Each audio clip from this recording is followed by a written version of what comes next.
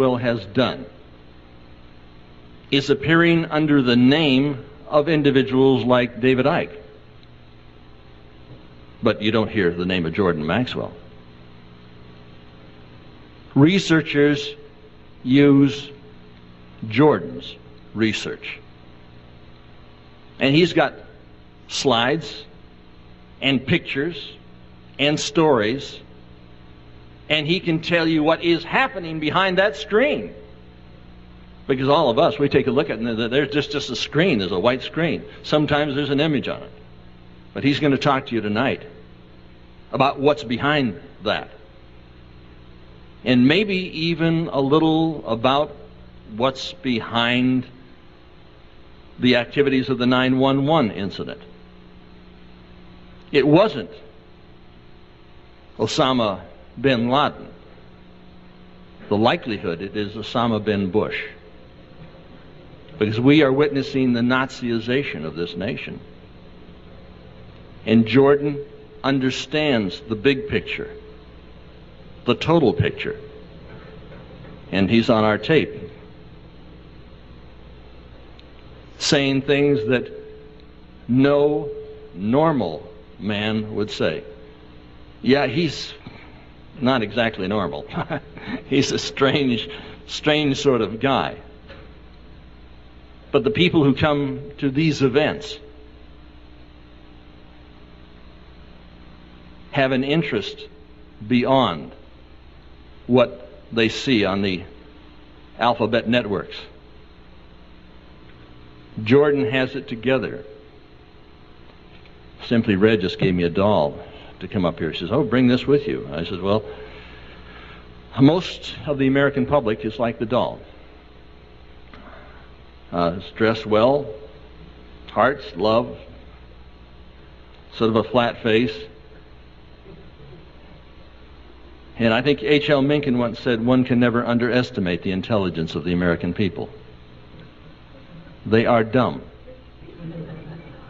dangerously dumb." And I could be speaking to this doll, and she would understand more than most of the people out there. There's no question about that. We are witnessing the Nazization of this nation. This is the beginning of World War III. We are in it. And if you like, yeah, we're really in it. Not only did you step in it, I mean, she's got some documentation over there on what they plan to do medically, what they have the right to do medically, because we haven't done our job. We haven't got on the talk shows. We haven't done all that stuff. Jordan gets on the talk shows. He's over on KPFK. You say, well, that's a leftist, pro-commie, pinko, station. And it is. I used to be on it. I know. I was fired. His day is coming. So, what I'd like you to do is stand with me and welcome my friend, Jordan Maxwell.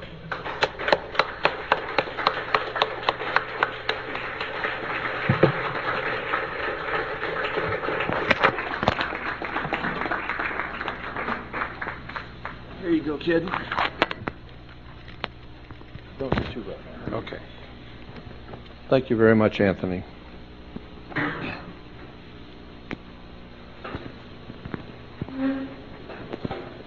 Testing 1, 2, 3. Can you hear me? No. Okay. Well, we'll try it. First of all, I want to thank Wendy for inviting me to be here with you tonight.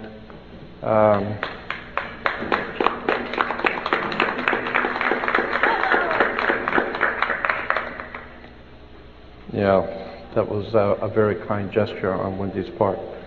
I wanted to speak here often in the past, but it wasn't to be. But Wendy is beginning a new year and a new project, and I think it's great, and I want to be a part of whatever she does. I want to thank you for being here, and I want you to understand that going out the gate, if you walk away understanding only one thing about me, and that is I don't wish to offend anyone, but Thomas Jefferson, I think I've got a little too much mic. Thomas Jefferson said, "I shiver when I think that God is just. I shiver for my country when I reflect on the fact that God is just." That's a very powerful statement. Because what he meant and what he was saying is that if we understand the divine presence in the universe, that one that men call God, if we understand anything about the divine presence in the universe, we understand that God is just, meaning that he's not a respecter of persons or people or concepts or ideas. God is above all of that. The divine presence in the universe I have the highest of respect for. But I also understand that God can be very cold, very crass. You break the law, what goes around comes around. You may be a wonderful person, you may be very sincere, you may have done wonderful things, you break the law, and what goes around comes around. There's no escaping divine retribution, period, because it's impersonal. It is totally impersonal. If you jump off a building, you're going to get your comeuppance quickly. If you do something against your friend, your family, your wife, your husband, or whatever, it may take a couple of weeks for it to come back to you. It may take a month or two. But whatever it is you put out there will come back. Bet on it. And that's why Thomas Jefferson said, "I fear more for my country when I realize that God is just." And the reason I bring that up is because there are many good people in this country who call out who call out upon God and who want to do what is right and are praying for their country. But in point of fact, God is just. And unless and until you are doing what is right before divine universe, before the divine, unless of course you understand that truth stands on its own and truth does not need to be validated by ignorance. Whatever is true, it's true. And if you back away from it, that's your problem. God doesn't, there's no playing sides. So consequently, I feel that what I do, I'm looking for the real truth. I'm looking for the real truth that's out there, like X-Files says. And I have come to discover that when it is that you think that you have a good understanding of something, you need to go back and do your homework because you probably don't have it yet. And every time I found that I thought I had it all nailed down, Anthony was right. I've been doing what I do almost of my life. 42 years I have been involving myself in the research of the occult and the dark side of the world. Occult simply means hidden, those things which are hidden. And I've been involved in researching and studying and living with the occult world for some 42 years. And something I have learned is that when you think you know it all, you haven't got any of it. And when you think you've got it all figured out, no, there's one higher than the high one who looks on and you don't have it yet. And that's why humility is the first thing that we need to have when we're deciding and when we're thinking about godly or spiritual things, is humility. Because as one teacher of mine once said, and I've had some very, very brilliant people in my life to help me, and this one teacher said that if you can tell an audience something about God so that the whole audience can understand it, then that will prove conclusively that you don't know anything. Because any pea-sized, ignorant, ill-informed, unread brain like yours cannot represent the divine presence in the universe. We do not know the hand of God. All we do know is that whatever you do comes back to you. There are certain immutable laws in the universe. And unless and until you are prepared to look at the whole truth, nothing but the truth, and wherever it may go, whoever it may lead to. If you want to look the other way, or if you want to play favorites, then somewhere along the line you're going to find out you're messing with divine justice. So the point I want to make here is that too many times we have been led to understand and told things which are not true, but which are uncomfortable to confront. And consequently, we have been led into believing that the judicial system, we have educational system, judicial system. Incidentally, the word system comes from a Latin word. The Latins in Rome, the ancient Romans called their sewer the system. And this is where we get our word today, the system. Yeah. So we have an educational system and a judicial system, and consequently, that's where we are, is in a sewer. Now, if we understand that government is corrupt, and God knows now even the most ignorant among this nation are finally waking up to the fact that the whole thing is corrupt. If we understand that government is corrupt, banks are corrupt, our law enforcement are corrupt, there's virtually no institution, our educational systems, no institutions in this country are above taking money under the table and looking the other way, and it's become a way of life, and soon it will be for America a way of death. Now, once you understand that the entire system we're living under is corrupt and filled with lies and deception, and now the best thing you could do if you're a politician is just kind of keep things going, just kind of keep paying people off and hoping everything will come out all right tomorrow. And little by little by little, what goes around comes around, and we are facing a terrible time of judgment, I believe, by the divine forces in the universe, which men have called God. I don't know what God is, but I know what He isn't. One of my teachers once said, you can't make God do anything He doesn't want to, and if He's going to do something, you can't stop Him. So consequently, since you can't influence it one way or the other, you should get in tune with the divine force of the universe and go with the flow. And that's what I believe, and that's what I've been trying to do all of my life. Just go with the flow and find out where the facts lead you. Because the more you begin to investigate what we think we understand, where we came from, what we think we're doing, the more you begin to see we've been lied to. We've been lied to by every institution. What makes you think for 1 minute that the religious institution is the only one that's never been touched? You can bet your bottom dollar that the religious institutions of this world are at the bottom of the dirt.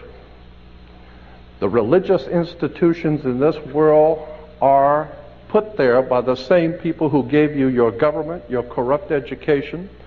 The Knights Templars who set up your international banking cartels in the 12th, 13th, and 14th century are the same people that gave you educational institutions, colleges. Where do we get the word college? College comes from the collegia, the Latin Roman college of cardinals. I could go on for hours just giving you examples. When you graduate, you come out with a square mortarboard, a black square mortarboard. What's all that about? Black square mortarboards. It has to do with the planet Saturn. Saturn, we're told that in the Old Testament that the Hebrew people, the Jewish people, were worshipers of one God. That's never been true. Not true now, and never will be true. That's just one more story that's been given to us. That's never been true. The Hebrew people were worshipers of many gods, many different divine beings. They were the most eclectic theology on the face of the earth.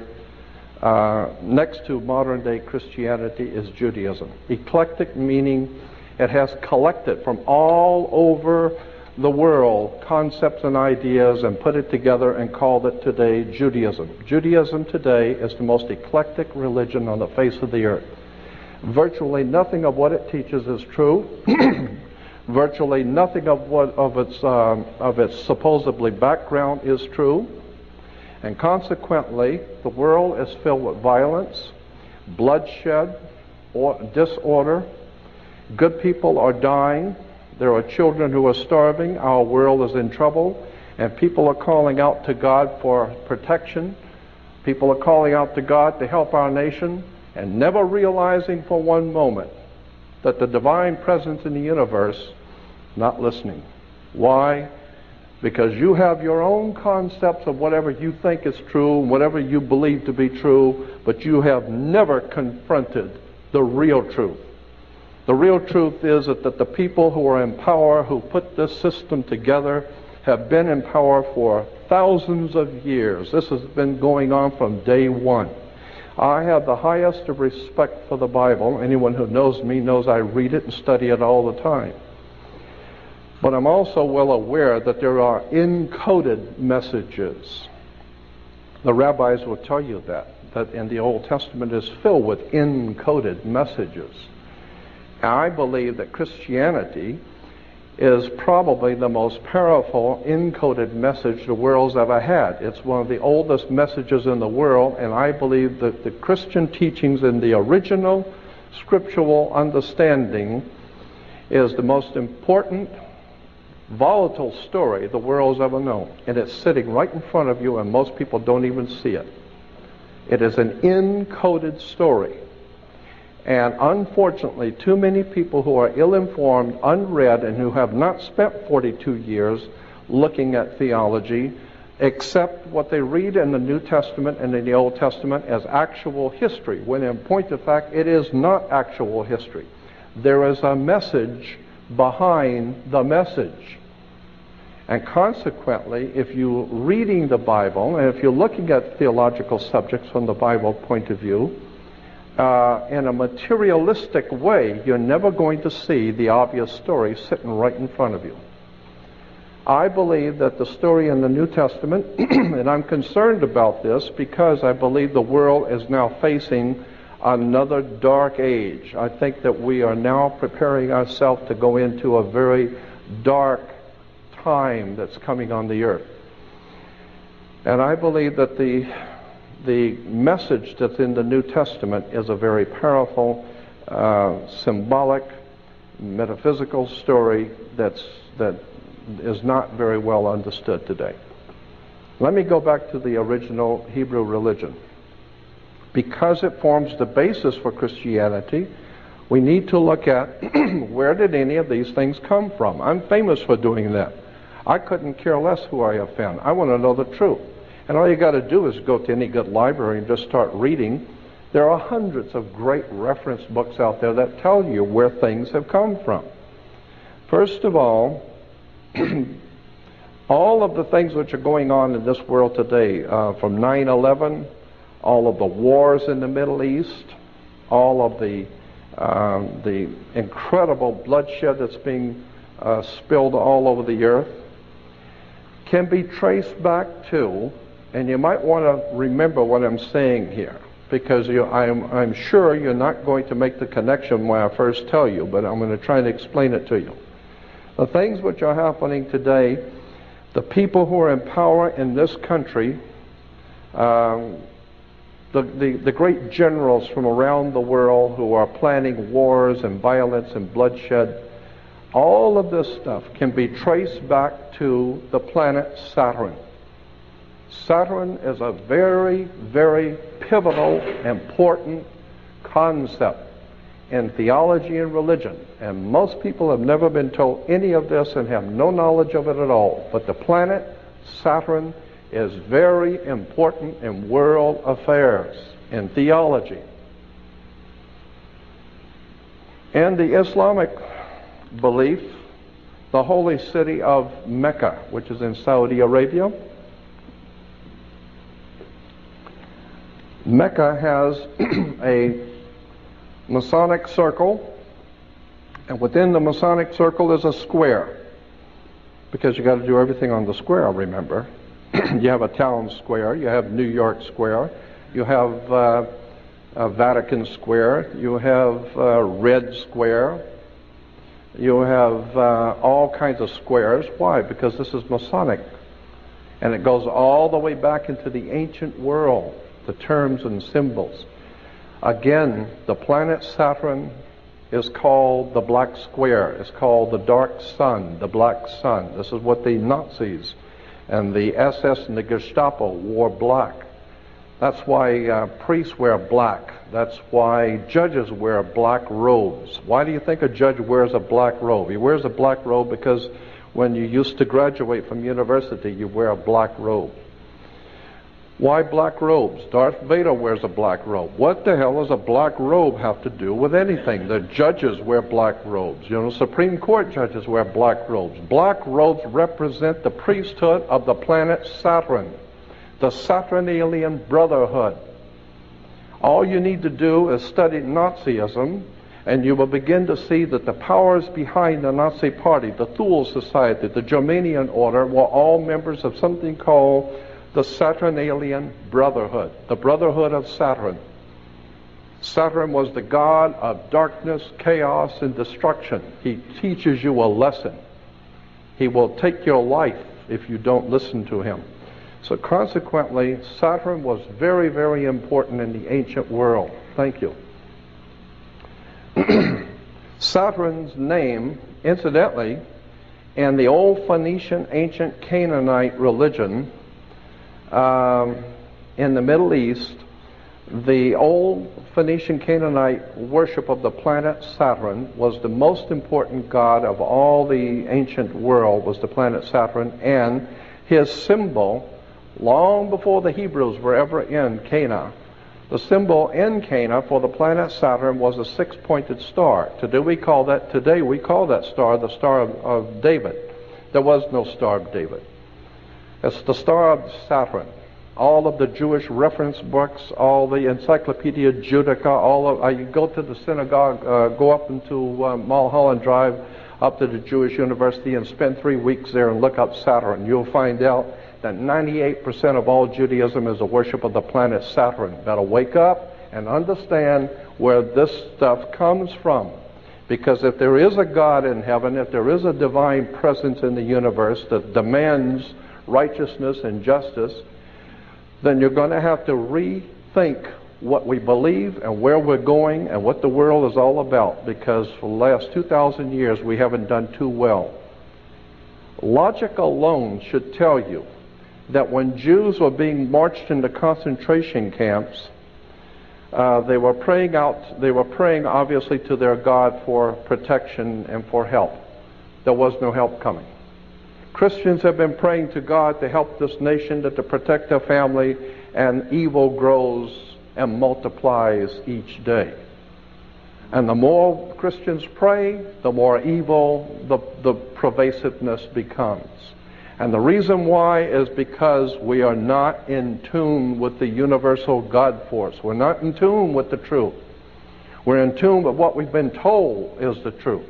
We understand that thing that we've been told about government, that we have to pay your taxes because that's the law. You think, what law? Where is there a law that says that? Well, it's in there somewhere. No.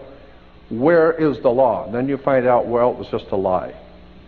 The whole thing was a lie. The whole thing is a sham. Well, the same thing is true in our theological thinking.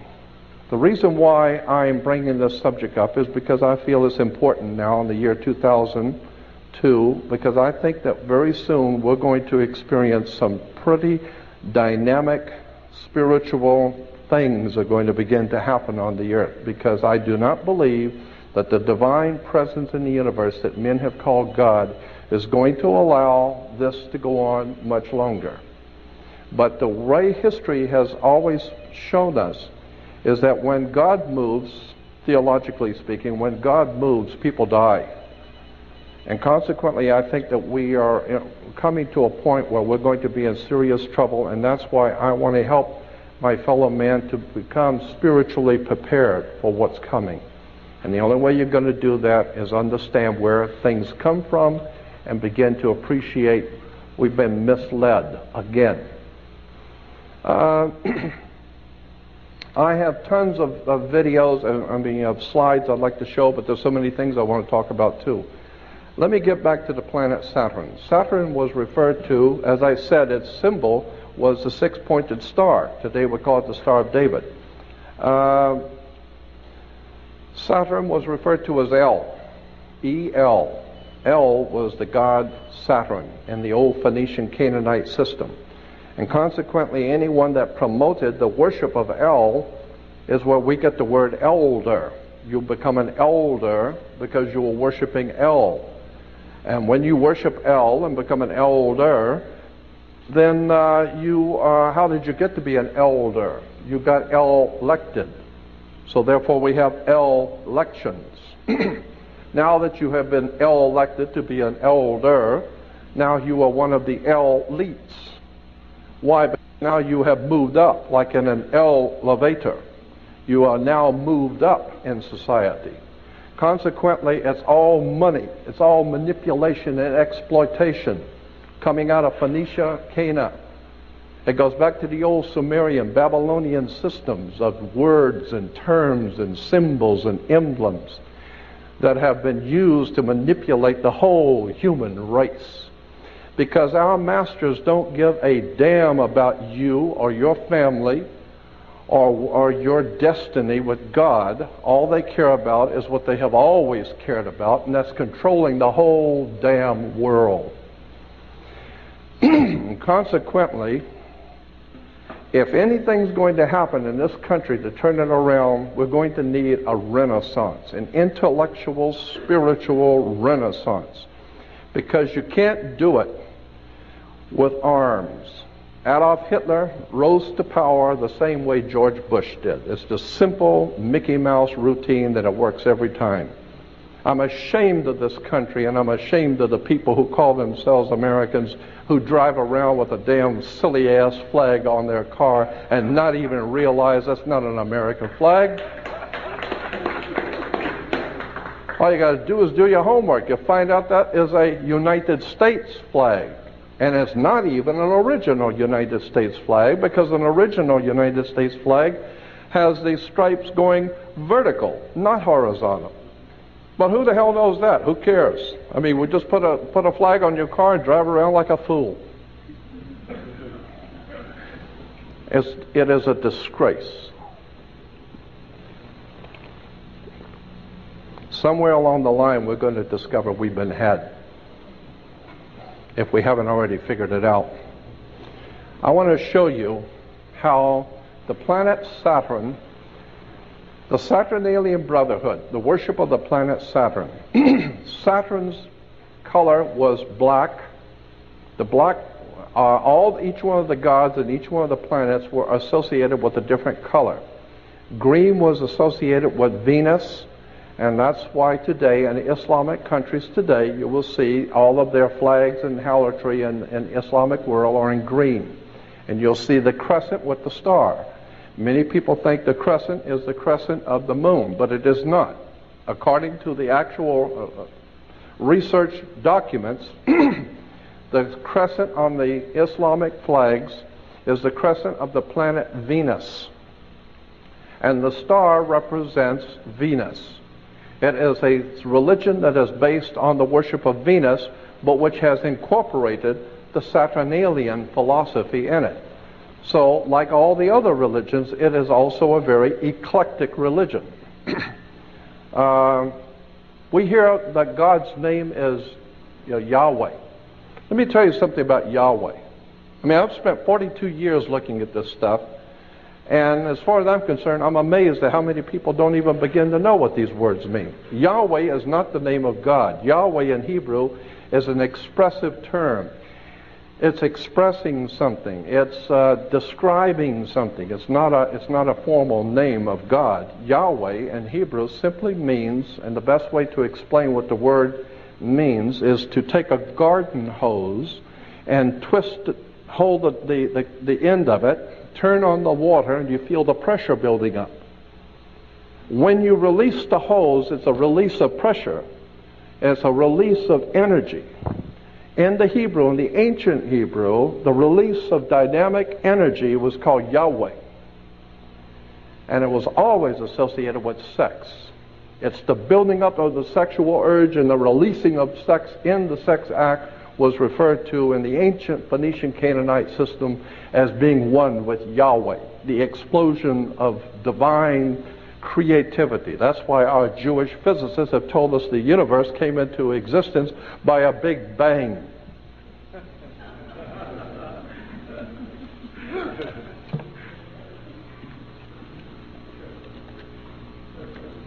Consequently, I become very disorganized in my thinking because there's so many things I want to show you. So many things I've been wanting to tell people for years. I got to boil down 42 years into an hour or so. But suffice it to say that the planet Saturn is very important, and you need to remember that and do some research on it, and you will find that the Nazi Party was probably the most glorious Saturnalian brotherhood we've ever seen. Nazis were heavy into the Saturnalian system of philosophy, war, destruction. The ancient Phoenician Canaanites said that the women should listen to their god Saturn. They always knew Saturn had rings. So they said the women should listen to their gods, so women were to wear earrings. Men were to get married before their God, so they were to wear a wedding ring. Kings were to get crowned before their gods, so consequently they would have a round crown, the corona. The ring. Saturn is the god of this world. From that we get the dark side of the Force, Darth Vader. Remember Darth Vader with his Nazi helmet speaking through the Masonic triangle? Somebody better do their homework. This stuff is fascinating when you get into it. In the ancient Phoenician Canaanite system, when it finally bled into Europe thousands of years ago, it formed what we call the Celtic Druidic system. The Celtic Druidic system had its origins in the old Phoenician Canaanite system. That whole area we call today Israel and Lebanon, that was called Phoenicia, Cana. And consequently, that whole system of the Canaanite religion found its way into Eastern Europe and then into Northern Europe and formed the basis theologically for what came to be known as the Celtic Druidic system. The Celtic Druidic system, one of the most important symbols, and some of you have heard me say this before, one of the most important symbols in the old Celtic Druidic system was a magic wand, like Merlin the magician with his magic wand. That's Celtic Druidic. Magic wands were always made out of holly wood. Okay? And they're still working their magic on us in Hollywood.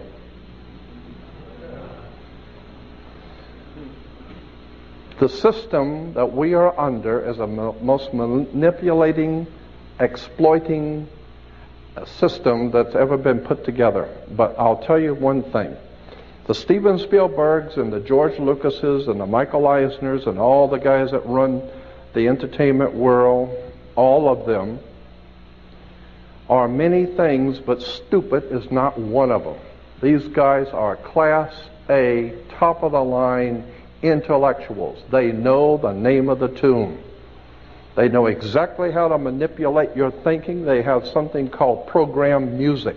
And you go in and most people never think when they go to a movie or watch a television show. They never think about it.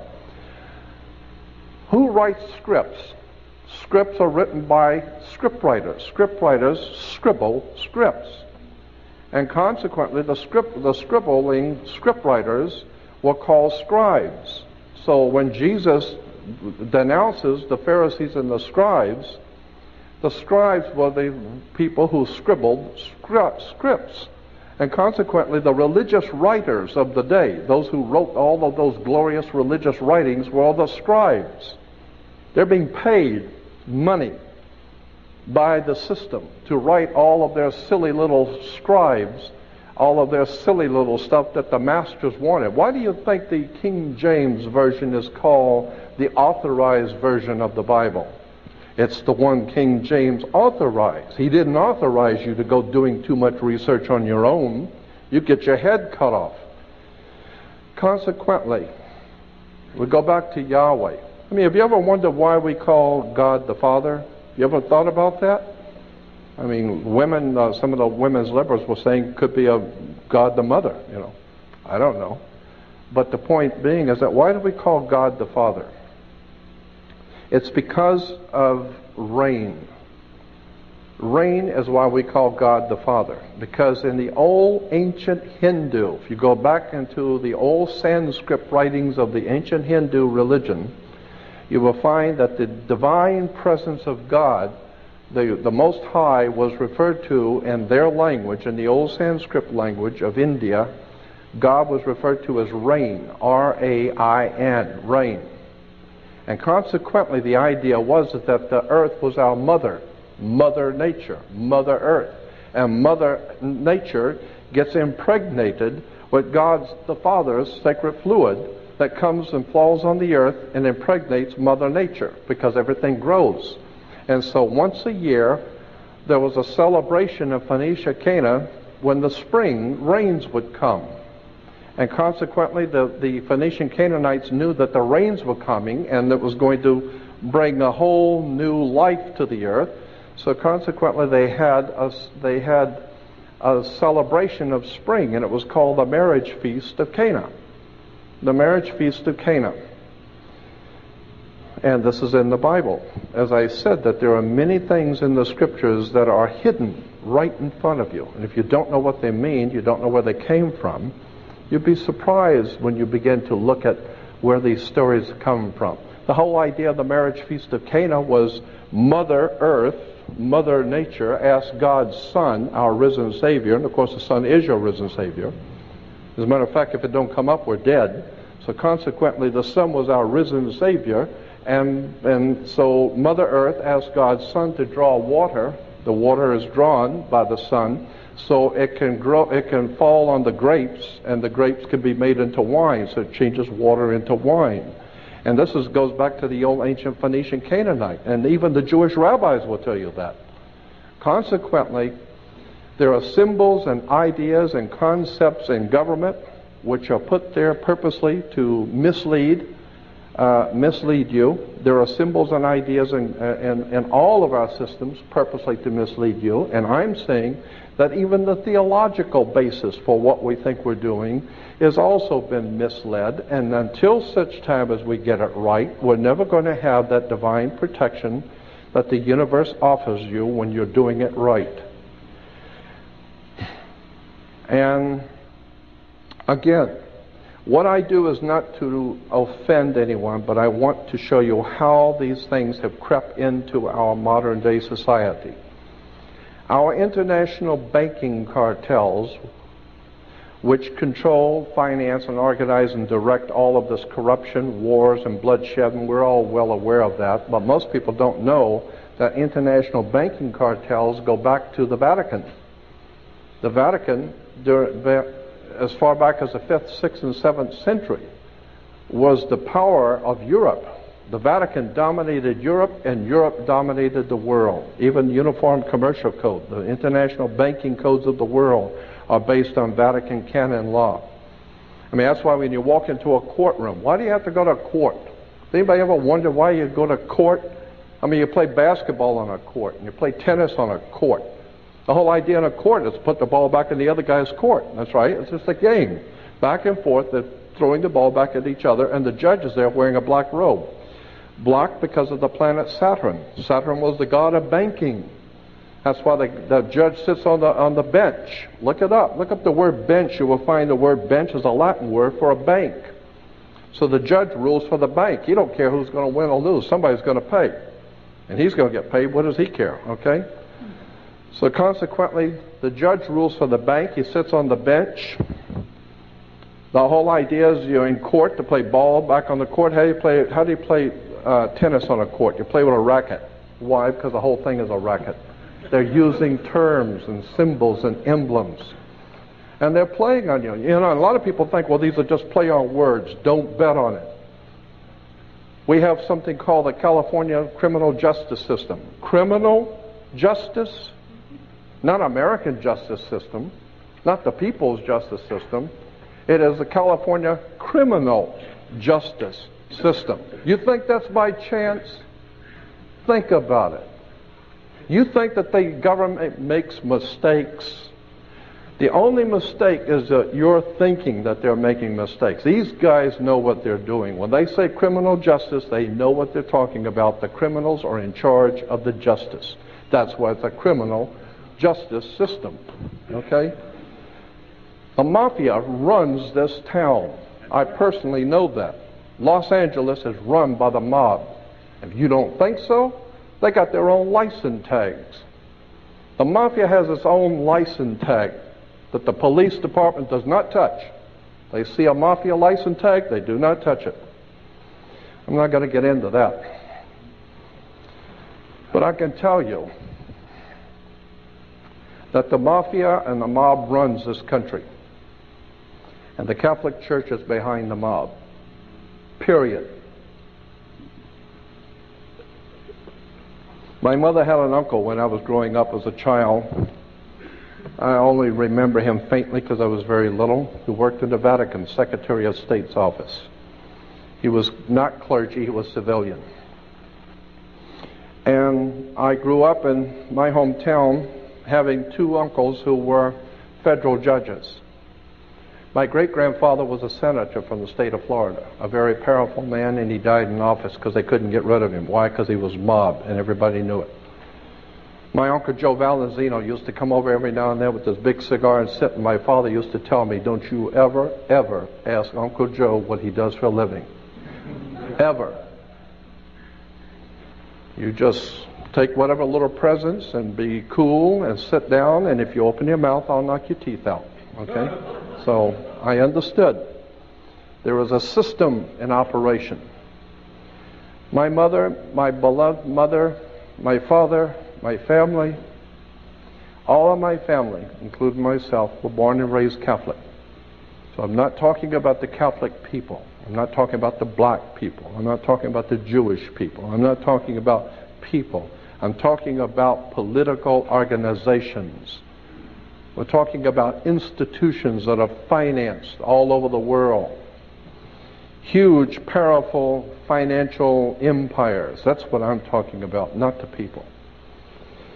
So I grew up understanding that there was a whole system in operation, and I decided at the ripe old age of 18, when I left home to come to California, I wanted to be on my own and do my own thinking. And I started out immediately collecting and reading books on Nazism, the communist movement, the philosophies, all the different occult sciences.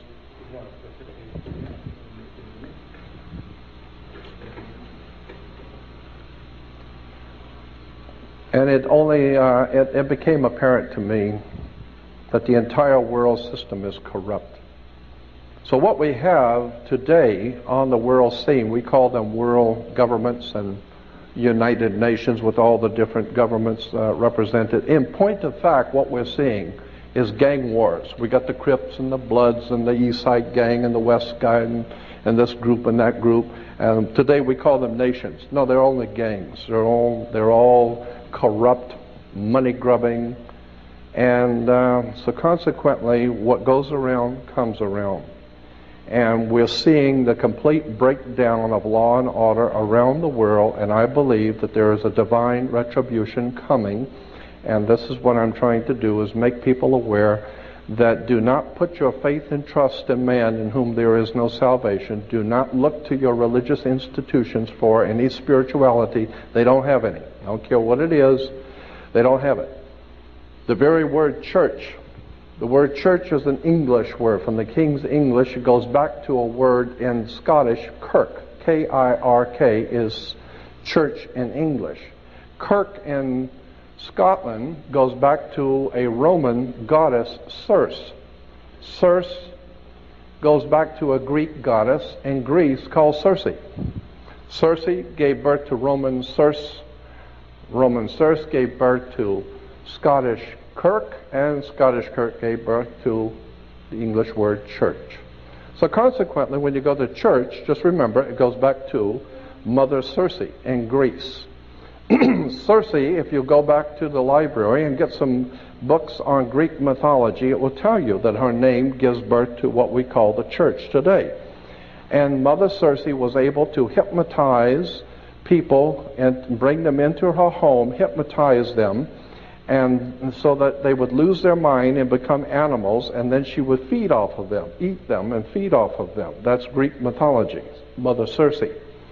So consequently, Mother Church has done just that. She has hypnotized people, brought people into her house, and consequently lives off of them. One of the most important financial institutions in the world is the Roman Catholic Church, and all the other churches like the Mormons and Seventh-day Adventists and Christadelphians and Jehovah's Witnesses are trying to catch up with.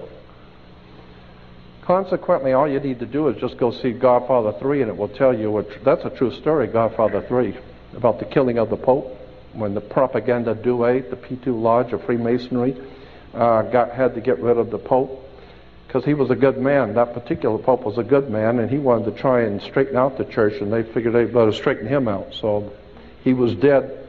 He died on the 33rd day of his pontificate. He died on the 33rd day. I think that's interesting. And that's in the movie Godfather 3. Consequently, I don't know if you know this or not, but at the end of the Second World War, to show you another facet of the church's work, during the Second World War in 1945, actually early 45, when the German and the Nazis began to see that they were losing the war, and it became evident that the Nazis were going to lose, the powers that be in this world wanted to get the top Nazis out of Germany before the Russians or the other Allied forces came through and would kill them. And so consequently, the Vatican, along with the CIA, the American CIA and the Vatican, made a deal where the Vatican would provide for all the top Nazis their false passports, false ID, and slip them out of Europe and send them to Central America, South America, Uruguay, and Paraguay, which incidentally those two countries were founded by Jesuits. Probably some of the most powerful criminal syndicate in the world is the Jesuits. But so we have the Nazis here in America. You know, we went to the moon supposedly with good old American ingenuity, like Dr. Werner von Braun and all those other Nazi fascist murderers that came here who are making money off of this people. And I'm just amazed when I watch the space shuttle taking off and you see all the Americans standing out there in Florida watching the space shuttle take off and everyone's applauding. I think, what are you applauding for? You ain't going anywhere. The hell you're applauding for? If they're going somewhere, you're not going, that's for sure. You can pay for it, but you ain't going. You ever thought about how much pollution, I mean poisonous, toxic pollution that pours out of the back end of a Saturn booster, how much poison is poured out of that into our atmosphere every time they shoot one of those things? Most people don't think about that. Consequently, I believe that it's a time that the idea, this time has come to look at the real foundations of our system of thinking in this world, because if you're going to call out to God, you better get it straight. Because there are too many times in the scriptures, and I again have to re-emphasize my appreciation for the divine principles in the scriptures. I believe that there is a profound story, especially in the New Testament. I think that the New Testament is a redemption story. But most people have no idea in the world what redemption means. Well, as a classic example, how many Christians understand what Christ means?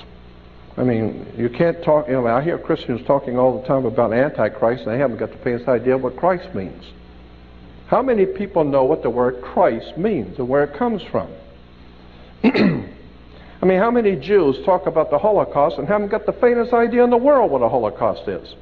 Oh, a Holocaust is a terrible tragedy. Oh, it's a big fire, or something like that. It's terrible something. No. That's not what a Holocaust is. A Holocaust, according to the actual research documents, means a sacrificial, ritualistic burnt offering. When Abel and Cain and Abel in the Bible offered up a sacrifice to God, the word in the Hebrew Bible is they offered up their holocaust to God. So a holocaust is a ritualistic, sacrificial, burnt offering. Get it right. Why did the Jewish leaders in this country and around the world use the term Holocaust? Very interesting. I think that they are not telling us the whole story. Consequently, as I said, how many Christians use the word Antichrist and don't even know what the word Christ means? Christ comes from Christos. Christos in Greek means oil. That's why you have Pillsbury cooking oil called Crisco. Crisco is Christo. Christo is Christ. So Jesus Christ is Jesus the oil. I mean, that's what it means. Jesus oil. Okay? You say, well, Jesus, why? Well, because Jesus was the anointed. When you always become anointed with oil. The kings in Israel were always anointed with holy oil, so they became anointed. You know what the word anointed means in Hebrew? I don't want to get into that right now. Basically, anointing comes from the word sex.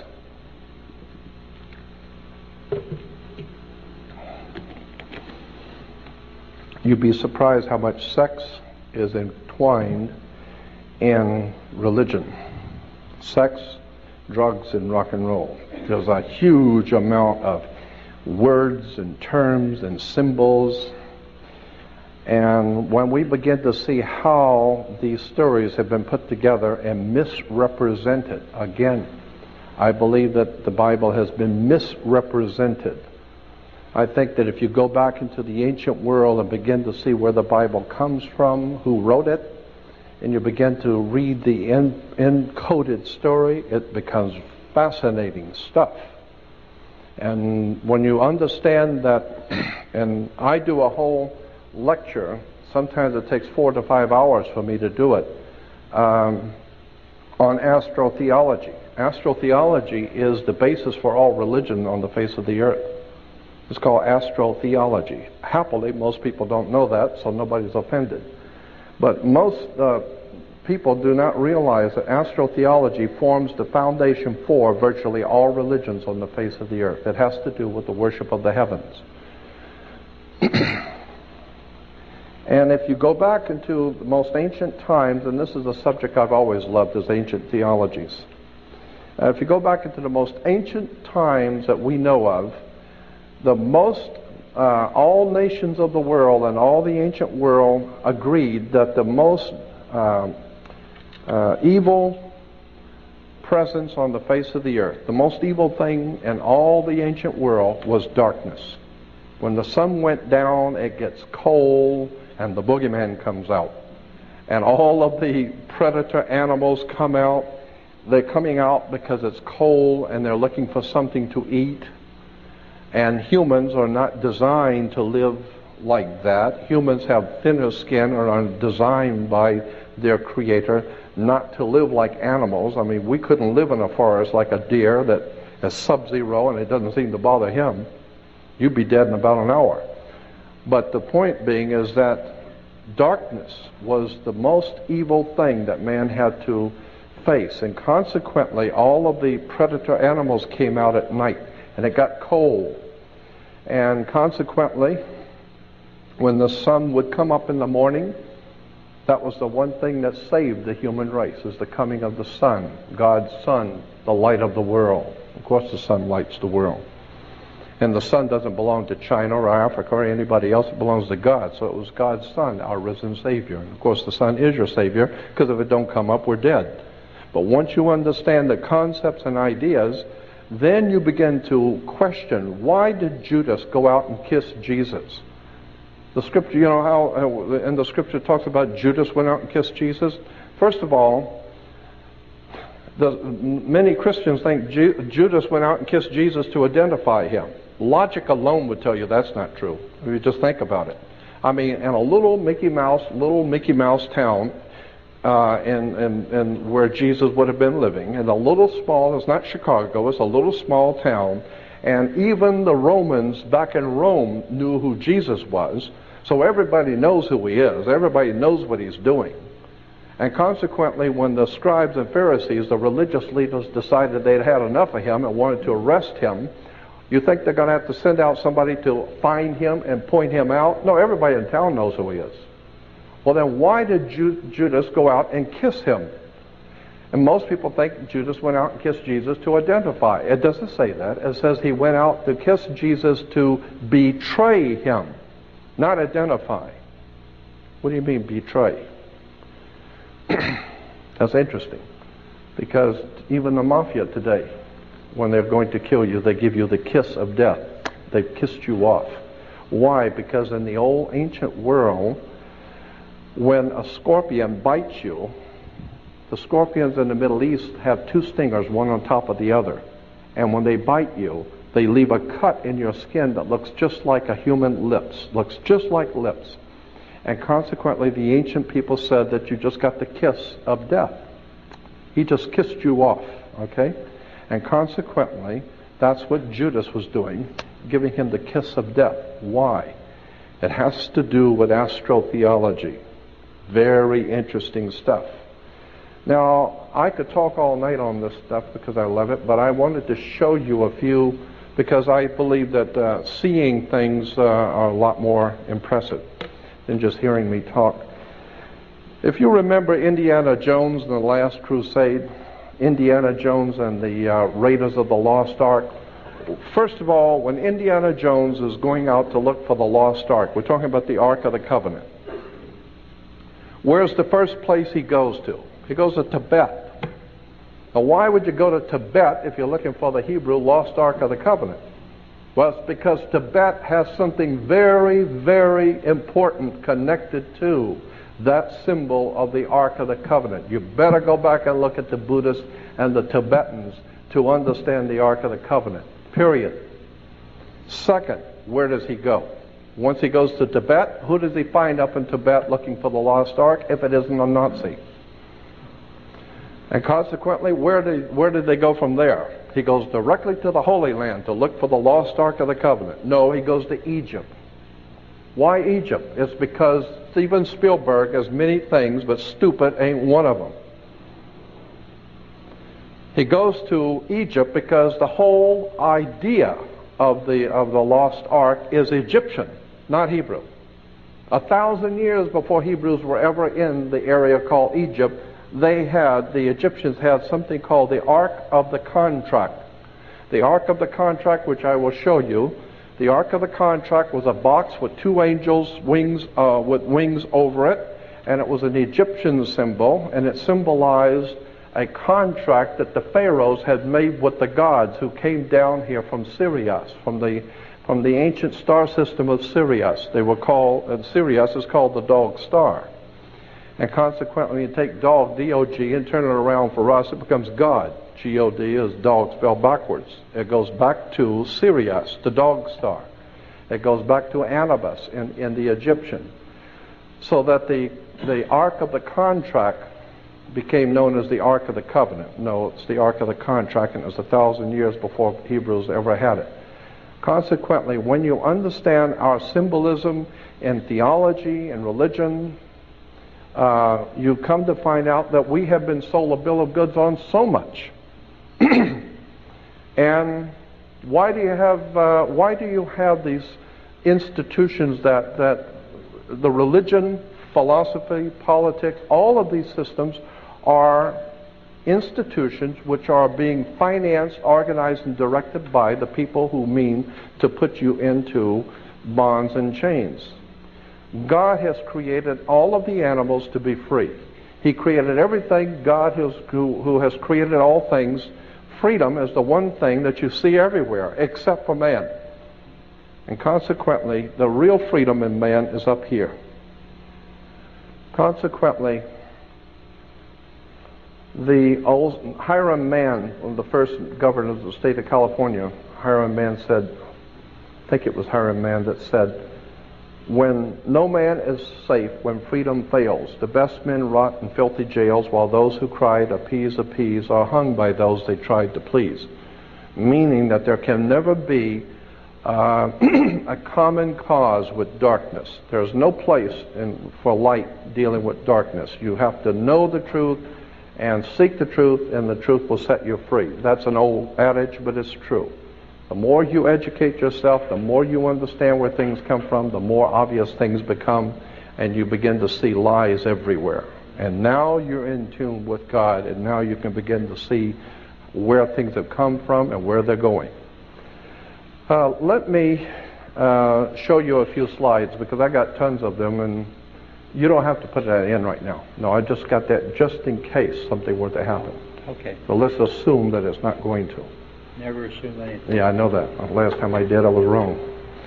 Okay, look, let me just give you some examples of the kind of thing I'm talking about, that things that we see every day and we don't realize where they've come from.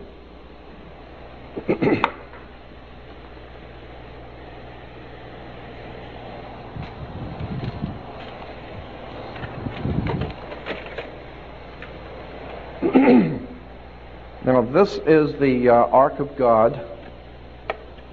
You'll see this is the New York State seal. In New York, the State of New York seal, you will see in the middle is the lost Ark of the Covenant. Here it is, the Ark of the Covenant. You remember this from Indiana Jones and the Raiders of the Lost Ark? And here it is again.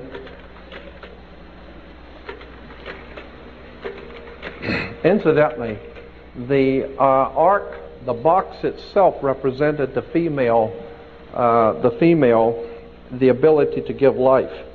And so the priest would drop blood in front of the ark, representing the menstrual cycle of the female, because it had again to do with sex.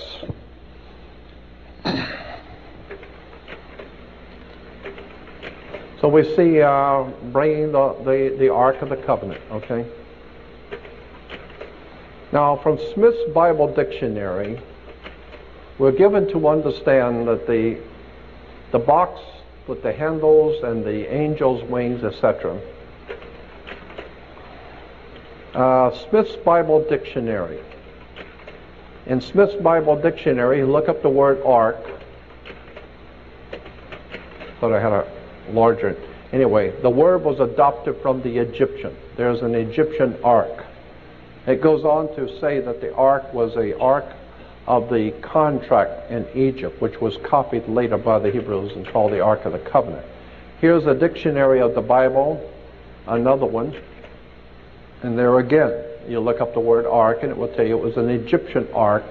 The Egyptians had and came up with the idea of a sacred ark. There is the ark that was found in King Tutankhamun's tomb, when they found the tomb of King Tut. And there is King Tutankhamun's ark that was found in his tomb. Here it is again. You will see the Egyptians carrying the ark. Again, you will see at the top left, they're carrying the Holy Ark. This is the Egyptian, not Hebrew. This is 1,000 years before Hebrews were ever even near Egypt.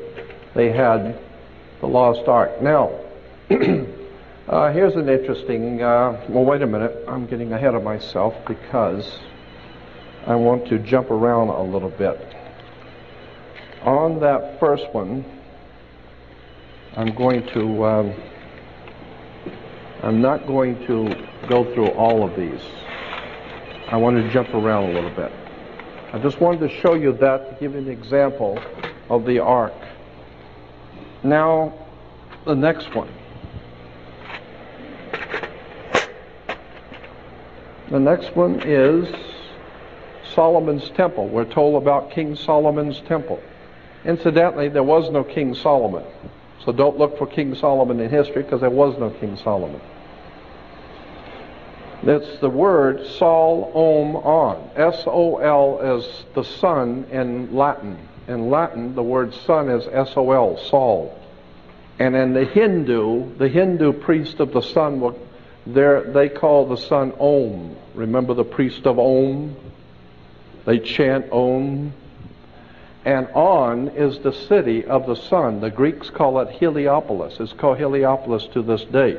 But the Egyptians, Heliopolis means the city of the sun. The city of the sun, Heliopolis in Greek, was originally called in the Egyptian On. Look it up in any dictionary, O-N. That's why when you walk into a room, you flip a switch on, because On was the city of the sun in Egypt. So the three words for the sun in the three esoteric languages of the world is Sol, Om, and On, Solomon.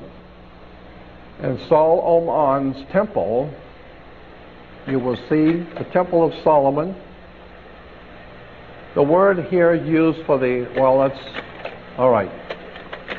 This is the word used for any oily substance in the Old Testament in the Hebrew is shemen or semen.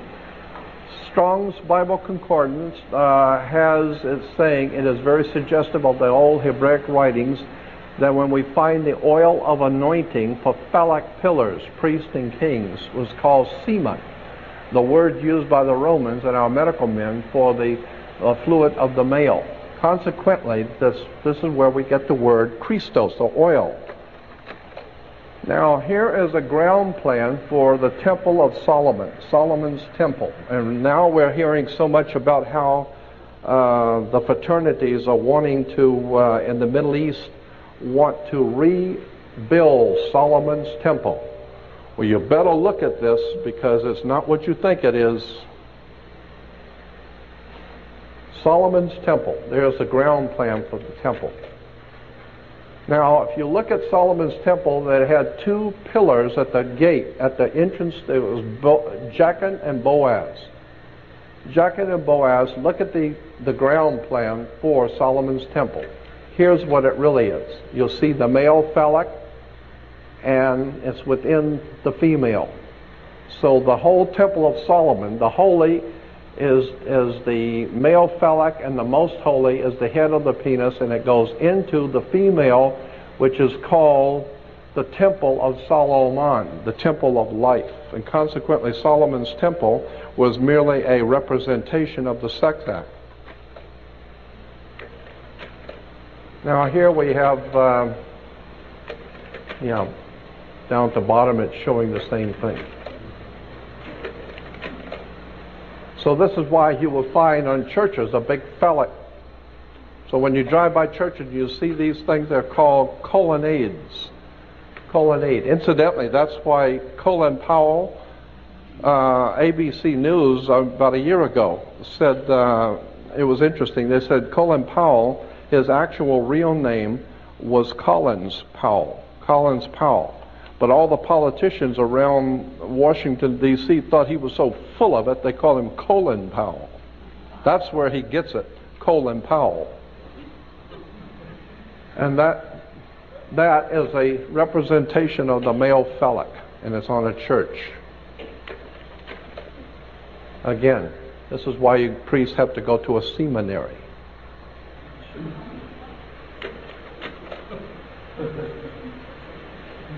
Here it is again. Here's another temple. You can tell the layout of the temple.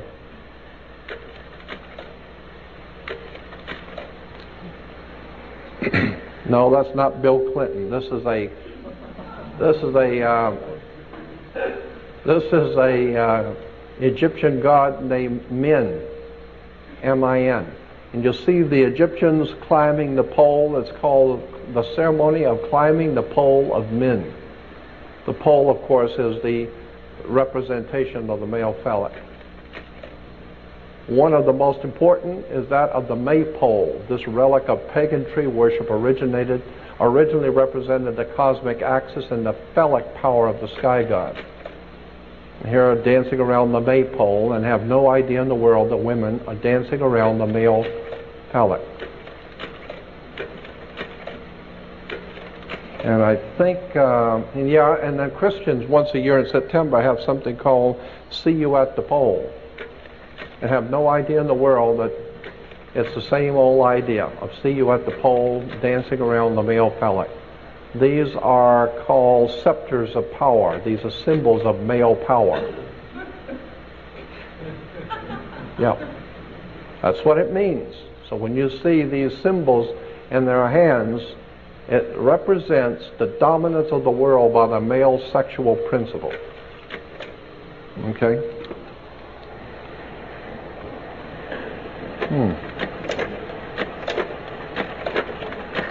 Okay. Even the playing cards like the jack has, that's why it's called a jack. It goes back to the Bible, jacking the pole. And here's something we call the pillar of life. You'll see these two pillars. There are always two pillars representing the male phallic. In the old ancient Phoenician Canaanite system, there are always two phallic. You'll see them there. There we have the sacred stone phallic pillars. Always you will see now these were penis head gods in Assyria. There were always two of them. In India, in Japan, in Rome, Pompeii, in Islam, you'll see the two phallic pillars on both sides. Incidentally, the churches and many of the old architecture in the Middle East and churches today all have pointed glass windows, long pointed glass windows and pointed arch doors. The pointed glass windows represent the female opening, the pointed arch. And, of course, the twin phallic pillars. And you see it everywhere. Here we have the body of Osiris. Let's see, the sky is supported on the bottom line. It says the sky is supported by two phallic pillars. And you see that everywhere. Incidentally, the Washington Monument is a phallic symbol. And it connects, it's the male phallic, and it connects to the female ovaries, the Oval Office.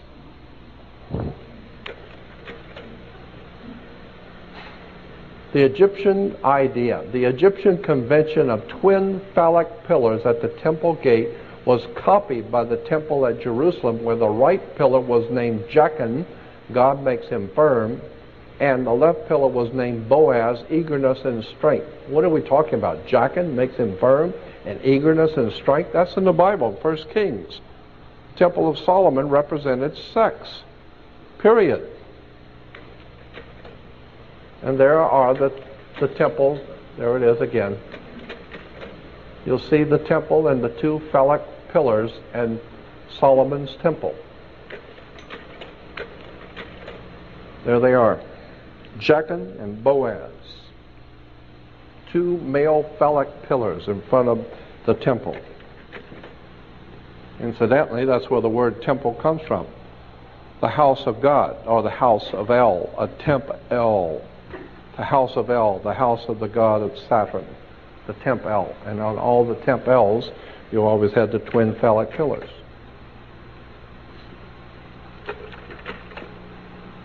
There it is in downtown, on Wilshire in downtown Los Angeles, the synagogue has the two phallic pillars.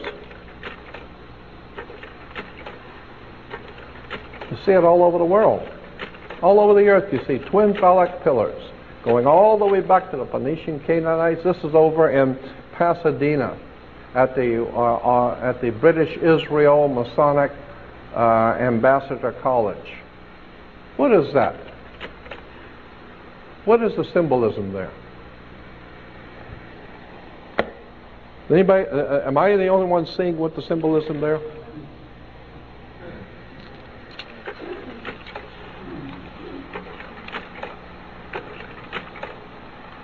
There's the king with this phallic symbol on both sides of the... Now, pipes were also, the musical instruments, both flute and reed pipes, had a place in primitive fertility rites owing to this phallic appearance. And the second line goes on to say, singles and double pipes, among other instruments, are depicted in the Mesopotamian art from the 3rd century millennium. And then it was also adopted into Christian theology. So pipes were, where does it show that it was a phallic? Yeah, the third line down on the pipe. As a symbol of male sexuality, it occurs in Greco-Roman and Renaissance art. And so the pipes, and this is why we have something called a male organ, the male organ, the twin pipes. So when you see the Mormon church with the male organ, just remember that's what it all means. That's where it came from, the twin phallic pipes. Now,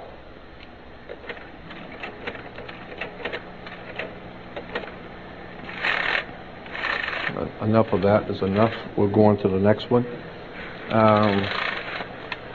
Again, while I'm doing this, is I'm showing you how things we think we understand and we're used to seeing never even occurred to you what these things mean. Let's see. This one goes from 27. All right. Okay.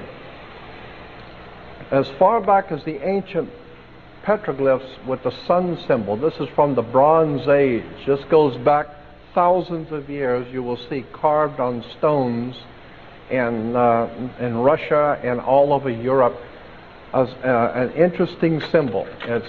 It's the symbol of the sun, petroglyphs with the sun symbol. So that's an ancient, going back to the Bronze Age.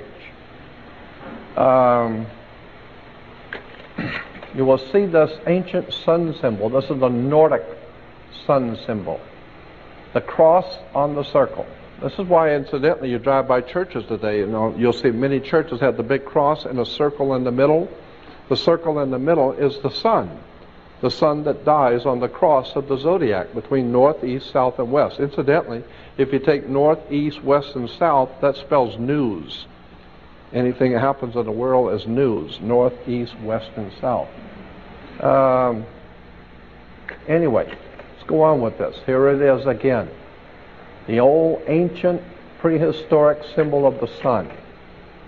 Going back to the old Phoenician Canaanites, this is Sumerian. Sumerians actually had the same symbol. The Buddhists and the Hindus in India have the symbol. The Aztecs and the Mayas had it. It's everywhere. The cross in the middle of a circle. One of the oldest symbols in the world for the sun. This is in Iraq. This is in Jerusalem. This is in a synagogue in Jerusalem. Here it is again.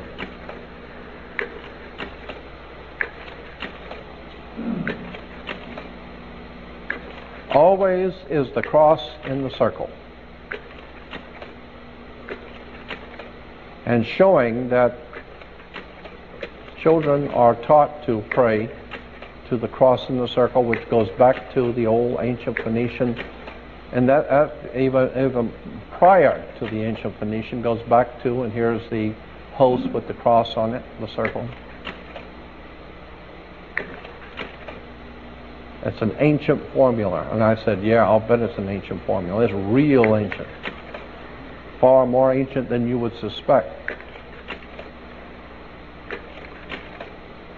On the caps of the French used to carry it.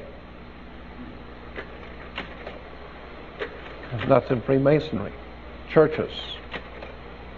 Rosicrucians. Queen Mum. There's Queen Mum with the symbol of the cross. This ancient sun cross of the most ancient people of the world. And today it's still being used all over the world, and people have no idea in the world where it came from. Even the Nazis. You'll see the Nazis had the sun cross.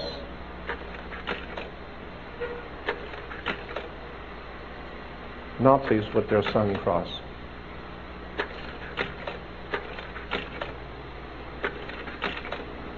Now, while this may not seem very important, you need to understand the reason why it's important is because, and this will only be just a moment,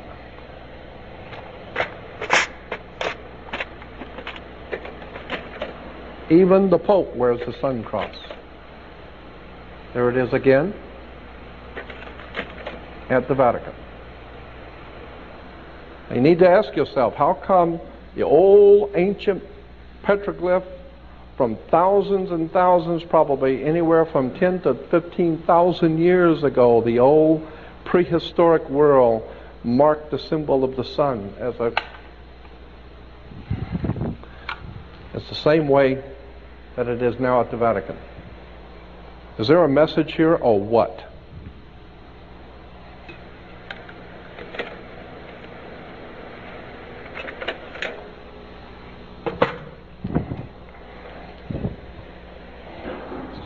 So when you talk about God's Son being the light of the world, you better look at it, because there's something else going on here.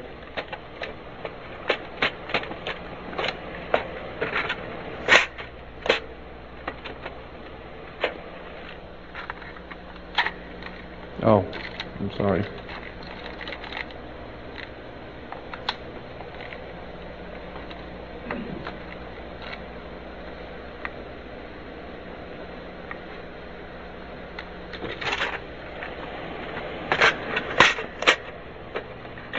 Now, what is this? This is number 5. Yeah, this is number 5. Okay. Okay, yes. Now, we're talking about the law before, and Moses is the lawgiver. Actually, the word Moses is a Egyptian word, and in the ancient Egyptian language, the word Moses meant the son of. Like in Hebrew today, Ben, B-E-N, means in Hebrew the son of. So like Judah ben Hur, Judah was the son of, his father's last name was Hur, H-U-R, Judah ben Hur, or Ben, B-E-N means the son of. Incidentally, if you look up in the Hebrew Encyclopedia, look up the word Hur, because I did that for Judah ben Hur. H-U-R is a Hebrew spelling of Horus. The sun god Horus was called in Hebrew Hur, H-U-R. So when the sun came up in the morning, Horus was our newborn son, and he took 12 steps across heaven. They were called Horuses, H-O-U-R-S, Horus.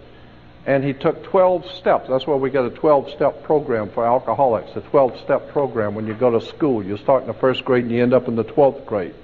It's a 12-step program because the ancient Egyptians said that the sun, whose name was Horus, when he was risen in the morning with our risen Savior, he walked across the sky in 12 steps, and each one was a different Horus.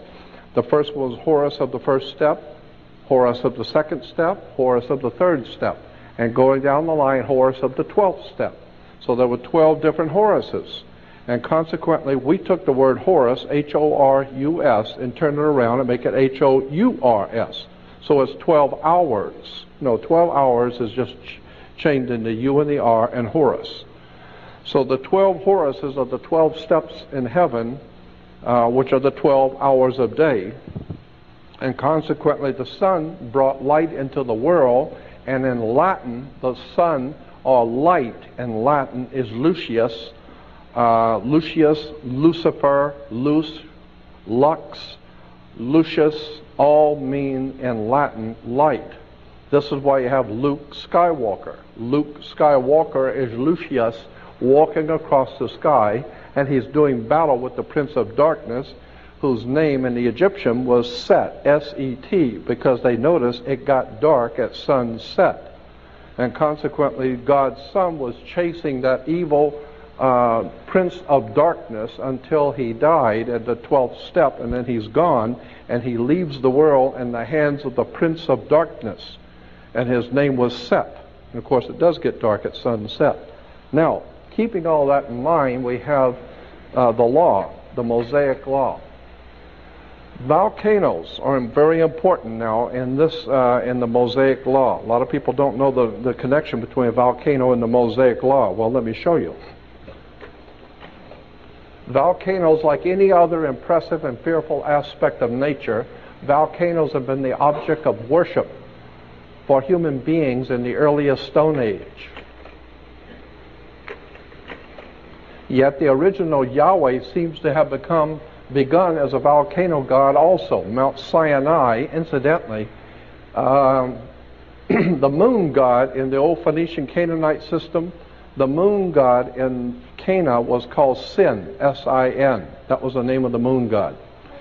And in the ancient Phoenician Canaanite language, which we today call Hebrew, Hebrew is actually the Phoenician Canaanite language. The word for a mountain is Ai. In the ancient Phoenician Canaanite, Ai was a word for the mountain. So the mountain of the moon god was Sin, and the mountain is Ai. So they put it together and becomes Sinai. Mount Sinai is nothing more than the mountain of the moon god, which, you know, I don't care. If you think that's holy, fine. But there's nothing holy in Israel. There ain't never been nothing holy in Israel. There's nothing holy in Rome.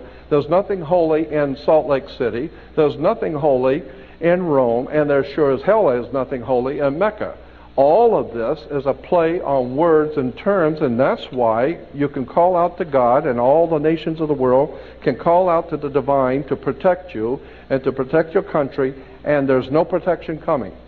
God did not step in to save the Jews from Hitler, and it does not appear that God's doing anything to step in to save this country. Why? Because like Thomas Jefferson says, I fear for this country when I remember that God is just. Meaning that until you get yourself in line with truth, and until you've got this correctly understood the divine presence in the universe and what is truth, and until you do that, don't call out to God. And remember how in the book of Isaiah, when the scripture says, the scripture says in Isaiah, God saying to the people, when what you dread comes upon you as pregnant pains upon a pregnant woman, as pains of distress upon a pregnant woman, when what you dread comes upon you like pains of distress on a pregnant woman, do not call out to me to help you. Do not call out, because I will not be found.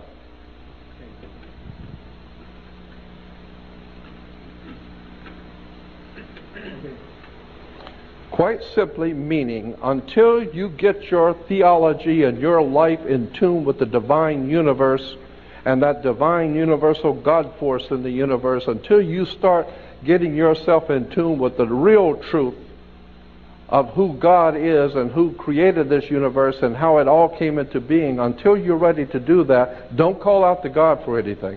Because God is going to do whatever He's going to do, but just make sure you don't get in the way, thinking that you're doing something wonderful, and come to find out, no, you're part of the problem. You haven't done your homework. And that's what I've been telling people for years. I'm not trying to criticize anybody. I'm telling you, do your homework. Because I am totally convinced that there is a very powerful divine presence in the universe that I myself refer to as God. I don't know what God is, but I know what He isn't. And consequently, I have a high respect for that divine presence in the universe, and I think we need to get in tune with it, because that's the only thing that's going to save us. Our leaders are not leaders, they're misleaders. Yet the original Yahweh seems to have begun as a volcano god. Mount Sinai, where Moses encountered him, was the seat of a Midianite god who formerly had dwelt in the volcano. He was also identified, Yahweh was also identified with the local moon god Sin, after whom the mountain was named. The appearance of Yahweh as a pillar of cloud by day and a pillar of fire by night certainly suggests a volcano spirit. The Bible says in Exodus that Yahweh appeared as a pillar of cloud by day and a pillar of fire by night. That's true. There's the holy mountain with the pillar of cloud by day and a pillar of fire by night. Here we have Israel at Sinai dedicated itself to Yahweh, and what do you see? Does that look like a volcano to you? Here's another one. Jehovah led the sons of Israel to a mountain named Sinai in the desert. He gave them his law. Does that look like a volcano to you? The magnificence of Yahweh. These are just some scriptures talking about the volcano God. I'm going to go past these quotes. These are all quoting from the Bible how Jehovah was the fire. Oh, here it is again. Now this is in the Bible. Thunder is called in Hebrew kolak, voices, for it is considered the voice of God.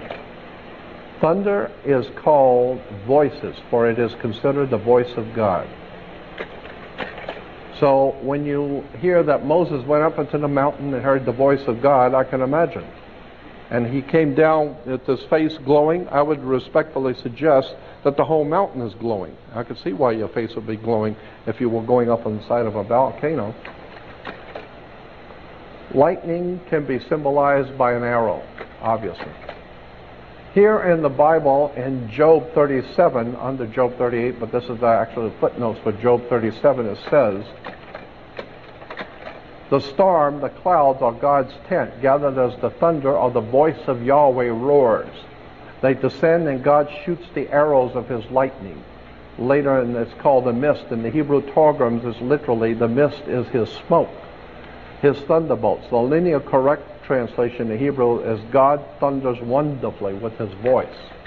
So we're talking about lightning and thunder. Here it is again, Mount Sinai. Look like a volcano to you? Here's the children of Israel running away. Incidentally, why do we call them, why do we say that, the children of Israel? Why do we say that, children of Israel, when our children are called kids? Kids are baby goats. You have kids. They're called the children of Israel. We have kids.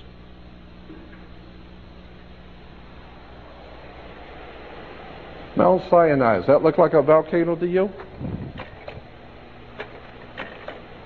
Here is Moses.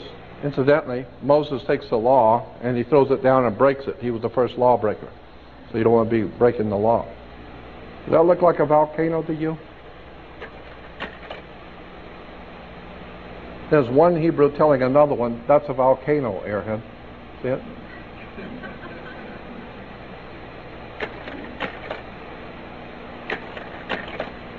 There's Moses up in the volcano. Here is from the Encyclopedia Judica, one page that gives the symbols for each one of the holidays, like Rosh Hashanah, Yom Kippur,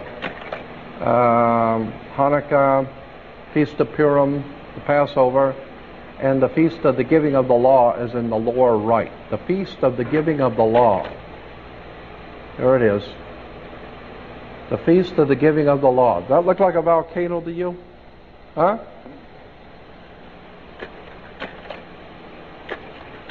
Now, here's part two, and if you know where I'm going with this, don't comment. Let me go there. Because a lot of you will jump ahead and know where I'm going with this. The word volcano comes from the Latin volcano god Vulcan, or Vulcanus, derived from the old Cretan deity Vulcanus. Very important. The word volcano comes from the Latin volcano god Vulcan. Here is Vulcan, the volcano god, with his lightning bolts. Now, part two. In the Hebrew tradition, you have something called the benediction. Now, the Pope, when he blesses, makes a sign of the cross. But in the Hebrew, the rabbis bless the congregation, which is called the benediction symbol.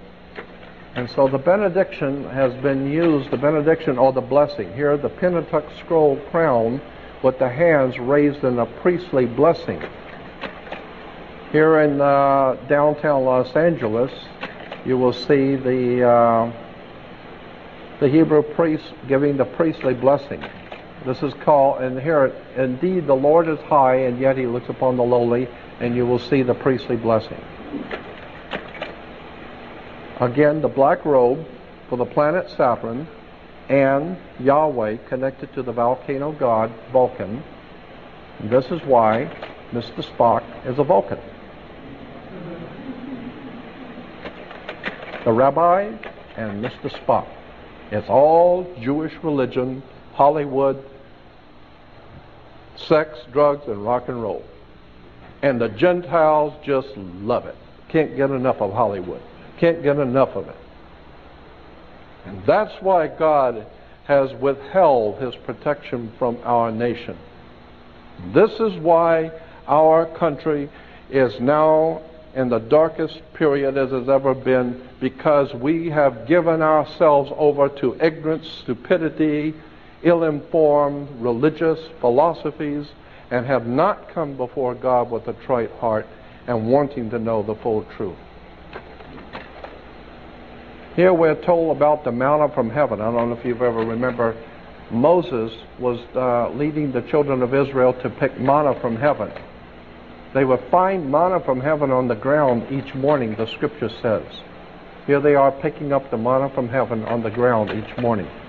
Here in Exodus 16:14, it says, "And when the dew that lay on the ground was gone up, behold, the face of the wilderness, there lay a small round thing, as small as hoarfrost on the ground." So now we know. And the next one in 15 says, "And when the children of Israel saw it, they said to each other, to one another, it is manna, for they did not know what it was." In Hebrew, manna simply means, what is it? I mean, they tried this stuff and said, God, what is this stuff? You know? So what is it? They don't know. Well, what is it in Hebrew is manna. So they call it manna. Well, what is manna? The manna from heaven was a small round thing, and it says when the dew that was on the ground, of course when the sun comes up, it evaporates, and behold, upon the face of the wilderness there lay a small round thing. Manna, meaning Hebrew, what is it? And it had 7 characteristics from the old ancient world. Small, round, wafer-like, sweet, could be hard, can be melted, and it was obviously from heaven. Because when you ate the manna, you could talk to God. Well, now we found out manna was a small round thing, mushrooms. And here are the priest of Israel. Here's the Hebrew priest of Israel wearing a mushroom on his head. The mushroom headdress. I've often wondered, see, because the mushrooms were a hallucinogenic drug. And I've often wondered, is that why they call the priest high priest?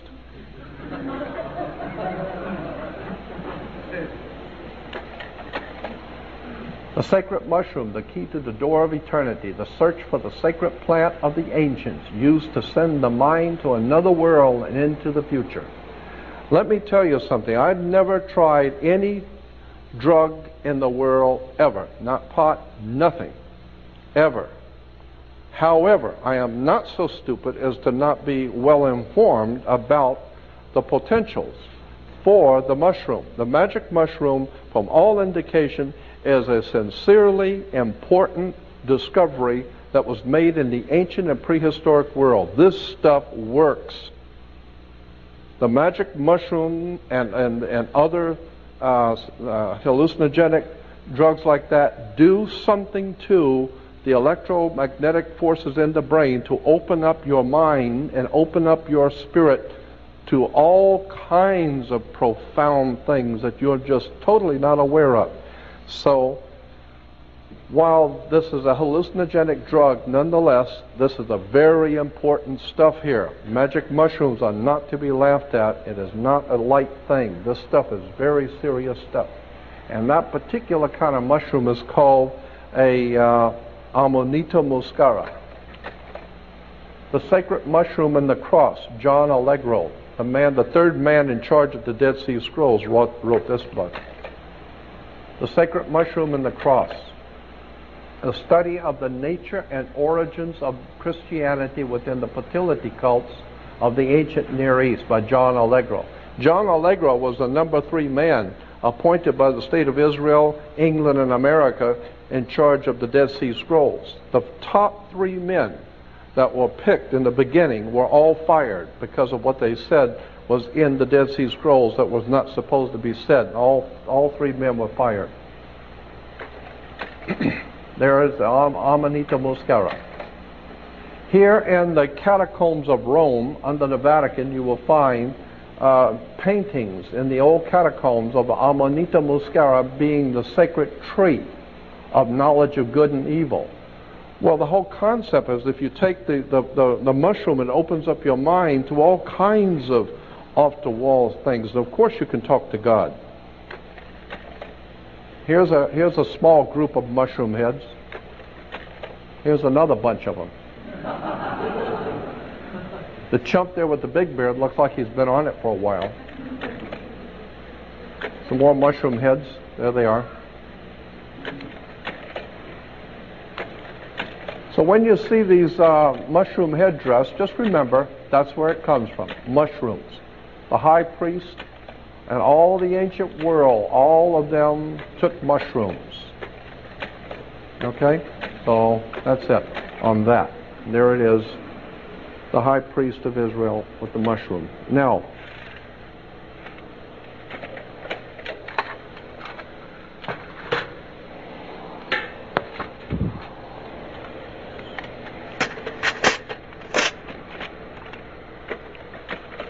okay. Here you will see the headdress. The Pope's headdress is called the Pope's mitre. The word mitre comes from the word in the Catholic Encyclopedia, the word mitre for the Pope's headdress. Mitre comes from the word Mithra, because Mithra was the god of Rome before the Vatican became the Vatican. Mithraism was the worship that was going on in the Roman Empire. Now, the headdress is called the Pope's mitre. A lot of people do not know where that headdress came from. It actually goes back to the Hebrew, because here's an old wood carving picture of Christ before Caiaphas, the Hebrew judge, and Jesus is being brought before Caiaphas. And you will see on Caiaphas the papal headdress. And incidentally, you'll see that moon in front of the headdress. That's the symbol of the moon god, Sin. This is why today you can still go to what is called a synagogue. Synagogue is the mountain of the moon god, Sin, Sin-Ai, or synagogue. But again, the headdress is Hebrew. Why? Because, and this is very important, the ancient world believed that one of the gods, the most important god, was a fish god. And remember Amos and Andy with king fish? Yeah, the fish god. This is why today even Christians still have fish on the car. It goes back to the old ancient Phoenician, Canaanite, Babylonian fish god, Dagon. Dagon, the fish god. Most Christians driving around with fish on their cars have no idea in the world why they got a fish with a symbol. It goes back to the fish god Dagon. This is in the old Assyrian system. He was called Anis, the fish god. The Assyrian again, Dagon, the chief god of the Philistines was Dagon, from which we get Dragon. Dagon, the fish god. You'll see he's wearing the fish on his head. Here are the priests of Dagon. This is why the Pope wears, you see, the fish head. The fish head of Dagon, the old pagan fish god of the Phoenician Canaanite, ancient Phoenician Canaanite, Assyrian, Babylonian, Sumerian worship of the fish god. So when you see the Pope, just remember that headdress is the worship of a very ancient pagan god. Here it is again, the fish head.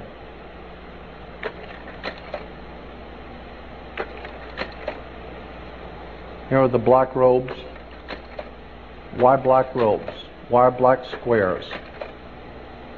The black robe is the black robe of the planet Saturn. Again, here are the judges all swearing allegiance in Nazi Hitler.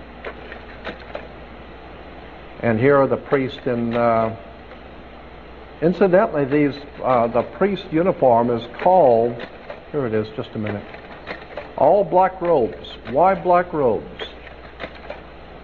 Darth Vader wears a black robe. Yeah. Devil worshippers wear black robes. Ayatollah Khamenei wears a black robe. Yeah. Yeah, Omar Gaddafi wears one too. There they are. Some of the most bloodletting murderers the world has ever seen. The Order of the Garter. In England, you will see Churchill on the lower right. It's called the Order of the Garter, the black robes. It's very, very extremely powerful secret society in England called the Order of the Garter. Many people think it's like a woman's garter. No, it was the guards who guarded the powers in England. They guard the powers. They are like a mafia, underworld organization. A very powerful secret society with the black robes and the red strips. The red represents the same thing as the red, the scarlet-colored wild beast of Revelation. The red is very important, and you'll see they're also wearing this, the old ancient symbol of the cross.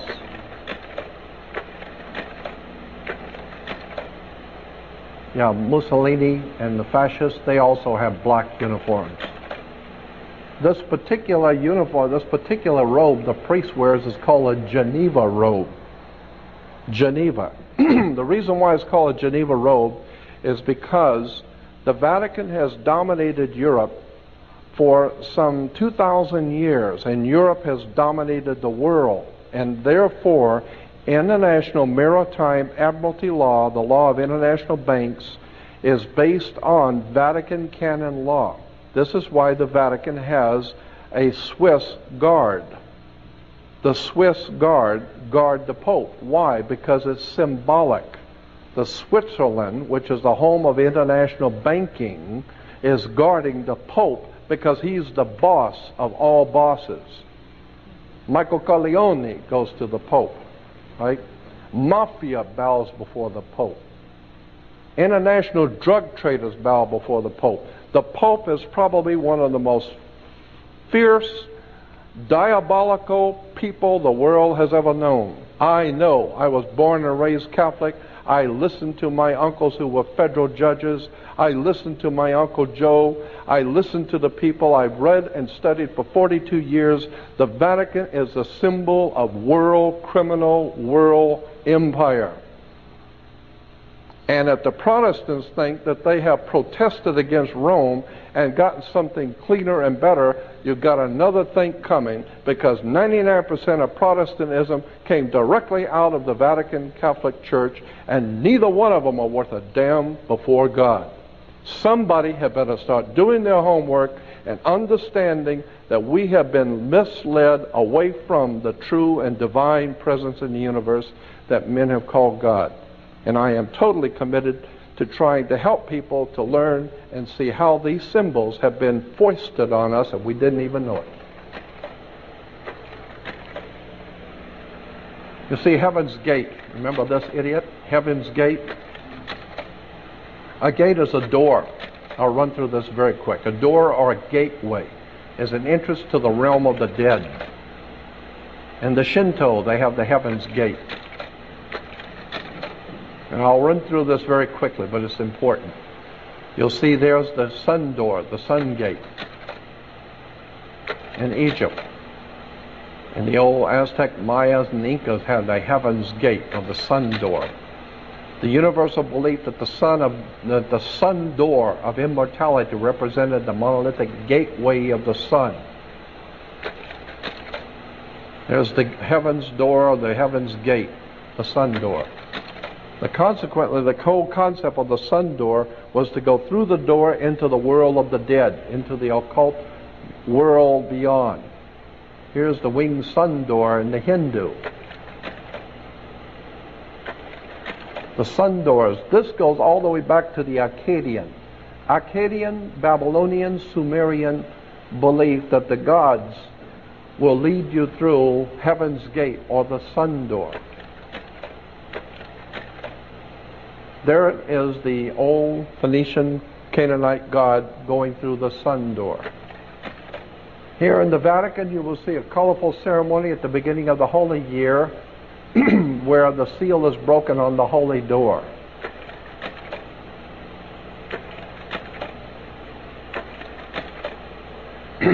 With only fewer than 880 days left before Pope John Paul opens the holy door for the Jubilee year of 2000. One of the most solemn events in the Church's calendar is the opening of the holy door. Here is the Pope going through the Sun Gate, the holy door. The Pope immediately after entering the Basilica through the holy door, the Sun Gate, the old Phoenician, Canaanite, Assyrian sun door. This stuff is as ancient and as pagan as it has ever been. And most people see this and have no idea. They think it's people see something like this on television. Oh, it's very holy. The only thing holy in Rome is the stories. They're full of holes. The concept is the whole thing is nothing but a story. And it has been misrepresented. And again, let me say, I am totally convinced that the New Testament is a profoundly important story, but it has been misrepresented by the people who are far smarter than we are. They have put all of this stuff together and they figured we'd never find out. Well, I've taken 42 years of my life to go through this material, and I haven't even scraped the surface. I could go on for weeks talking about this kind of thing. The point I'm making here is that we need to wake up and find out what these symbols mean. I think this is getting where, yeah, here it is, Rome. Rome in the 1st century. I don't know if you know this, but in the 1st century Rome's seat of power, where Caesar ruled from, was called Capitoline Hill. Capitoline Hill. And the temple of Juno Moneta was a part of Capitoline Hill.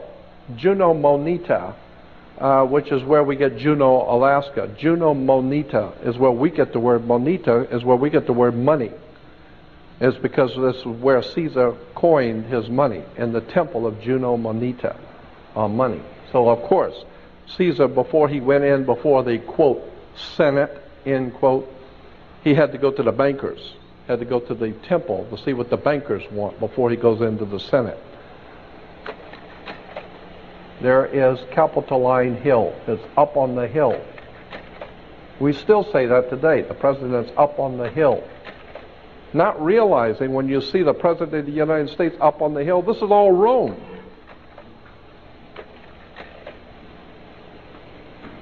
Okay. One last one.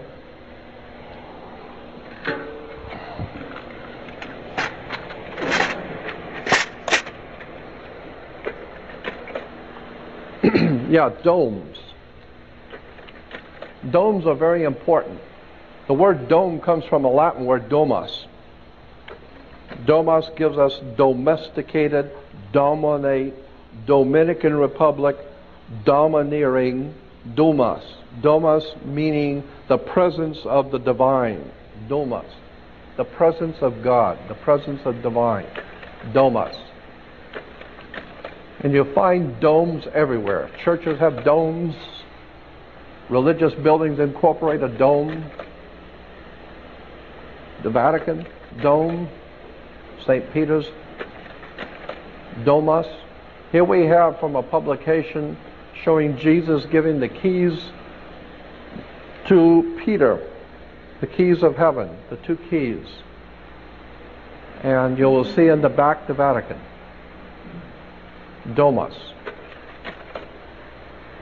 So Jesus is giving the keys to Peter for him to rule through the domus. Now why is this important? It's because, in point of fact, the United States government has the same identical dome as the one in Vatican. Identical. It's because this government is dominated by international maritime admiralty law, the law of international banks. International maritime admiralty law is based on Vatican canon law. Vatican canon law is the law of banks and money. And consequently, that's why the Pope has a Swiss guard. Switzerland is the bankers of the world. Consequently, you need to understand what these symbols mean. Let's see if there's something else on here. No. Yeah, there it is, a mortarboard derived from a cap worn by Roman Catholic clergy. A mortarboard is now a symbol. The red square, yeah, these are squares. Here's the Pope bowing before a mafia. Yeah, you got to ask yourself, how come the Pope has to bow to get the square on his head? You better check this out and figure out, why does the Pope have to bow to politicians?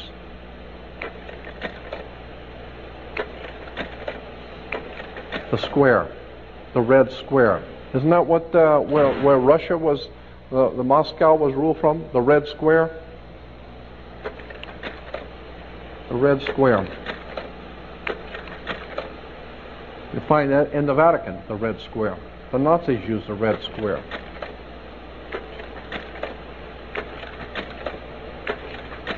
I mean, even Union Bank uses the red square.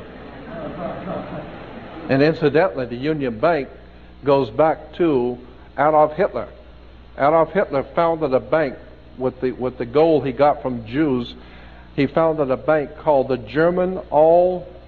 Reichsstadt All-German Union Bank. The Reichsstadt All-German Union Bank. Today, the Reichsstadt All-German Union Bank is known in our country as Union Bank.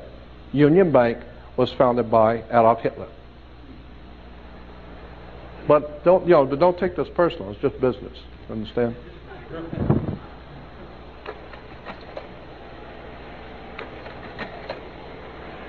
Here is a red shield, Rothschild, and what do you see as a symbol of fascism? Fascism was an authoritarian political movement. The last sentence, it says, its name was derived from a fasces, a Roman symbol for authority consisting of a bundle of rods and an axe.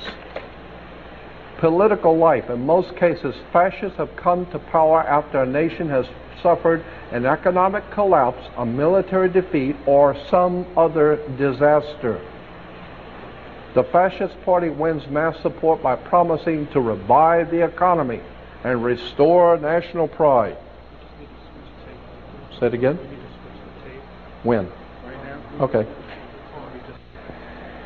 Political life under fascism. In most cases, fascists have come to power after a nation has suffered an economic collapse, a military defeat, or some other disaster. The fascist party wins mass support by promising to revive the economy and restore national pride. Where have we heard this crap before?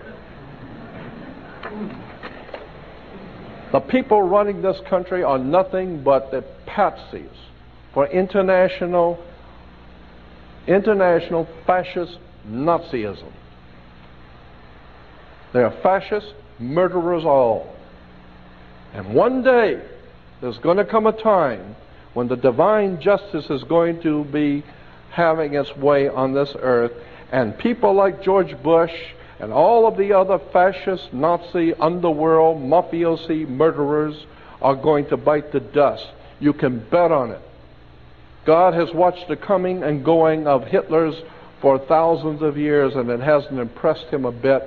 And the people that are running this government today, they're on their way out too, very soon.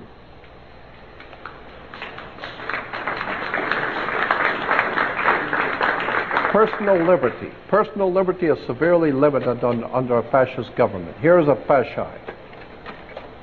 You'll see it underneath. It's everywhere throughout the world, especially in South America, Italy, France, Italy again, Benito Mussolini. You'll see the fasci. Fascism of Italian domination. Here's Kurt Waldheim, fascist Nazi, ended up being the head of the United Nations. I don't know what that tells you about the UN. And here's the Pope with his fascist Nazi friend. Both of them are grinning because they both know what they're doing, and they know you don't know what they're doing. And that's why they're both smiling. I put the Pope in the same place with Adolf Hitler and the other fascist Nazis. I know. I've done 42 years of research on the Roman system of fascism, Nazism, and I can tell you the papacy is the bottom line if you want to talk about fascism. Why does the Pope wear a Jewish yarmulke? You ever thought about that? Where's the Jewish yarmulke? Why? Here at the Vatican, Cardinal Pacelli, who later became Pope Pius XII, he signs a concordance. Eugenio Pacelli, now Vatican Secretary of State, presides over the signing of a concordat between Germany and the Vatican in 1933. The Vatican signed contracts with the Nazis. There were two of them. They were called concordances. Now, how many people know that? The Pope signs contracts with Adolf Hitler. Here's Benito Mussolini in the Vatican signing contracts with the Vatican.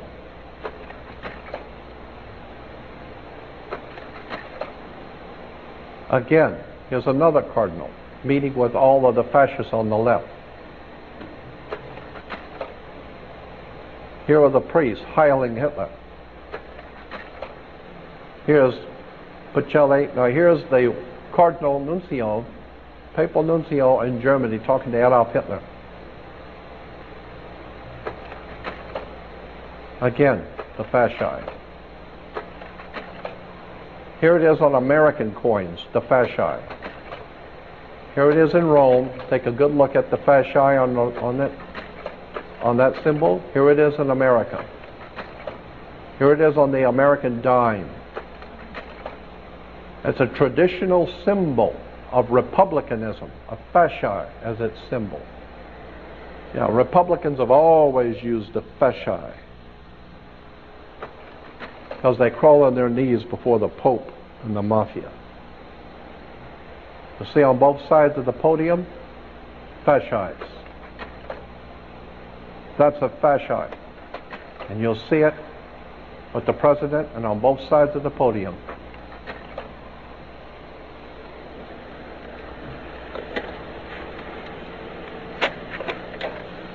We can have the lights now.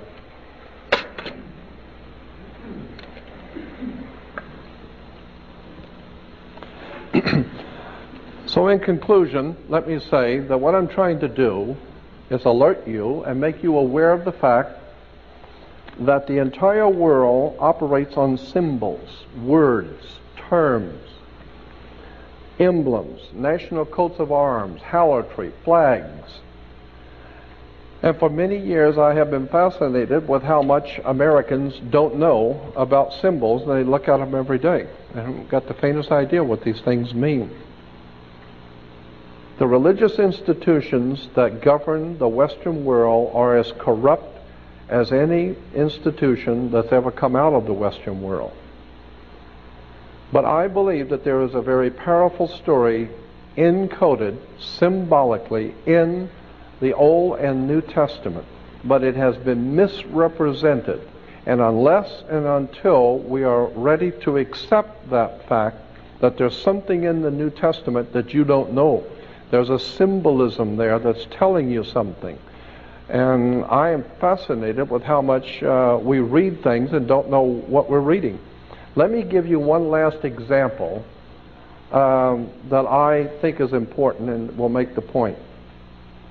On the first day of summer, the sun is as high in the northern sky as it's going to get. It's not going any further north than the first day of summer.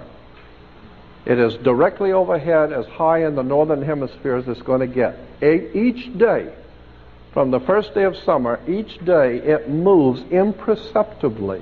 It moves 1 degree southward each day, going southward. When it hits the halfway point, it is now crossing over the equator at the halfway point, and now it is going to fall. And that's why we call it fall or autumn. Fall because the sun is now falling. It's going. And consequently, it keeps moving until it hits the halfway point, which it crosses over the equator. Now it is the spring in the southern equator, and in the northern hemisphere it is now fall, coming of winter. But as I said, in Rio and in Brazil it is now spring, because it's going to go 3 more months until it hits the first day of winter. And the first day of winter, the sun is as low in the southern sky as it's going to get, and that's the first day of summer for Rio. That's why the birds and smart people with money fly south. If you got money, you go south, follow the sun, right? So consequently, the sun, which was doing just fine, it was really hot and doing great, and then when it reached the halfway point, the constellation that it hits every fall is the constellation of Scorpio. Scorpio is the constellation that begins autumn, and therefore it's this kiss of death. The scorpion has kissed God's son, and now he's going to be led to his death in Capricorn. He's going to die. He is fallen. The great Son of God is fallen, and he's going to fall all the way down to the southern hemisphere until it hits the first day of winter, which is December 22nd. Yes. On December 22nd, the sun rises on the lowest latitude, on the lowest point in the southern sky. Now follow what I'm saying. The sun rises on the lowest degree on the 22nd. On the 23rd, the sun rises on the same identical degree. It's so perceptive. The U.S. Navy has the instruments to tell you it did not move 1 degree south, it did not move 1 degree north. It's on the same identical degree. On the 24th, it rises, and it's still on the same identical degree. Therefore, the ancient Egyptians knew that, and they said God's son was dead for 3 days. But on the 4th day, which is December 25th, United States Navy devices will tell you that the sun moved 1 degree northward. 1 small degree northward. It's just enough, because the ancient people said anything that was dead for 3 days and has just moved 1 degree northward is born again. It's come back to life. Now it is on its way back to the northern hemisphere. And consequently, when it gets to the next quarter point, which is spring, and at spring it crosses back over the equator, on its way back to, coming back to full grown and full into the northern hemisphere.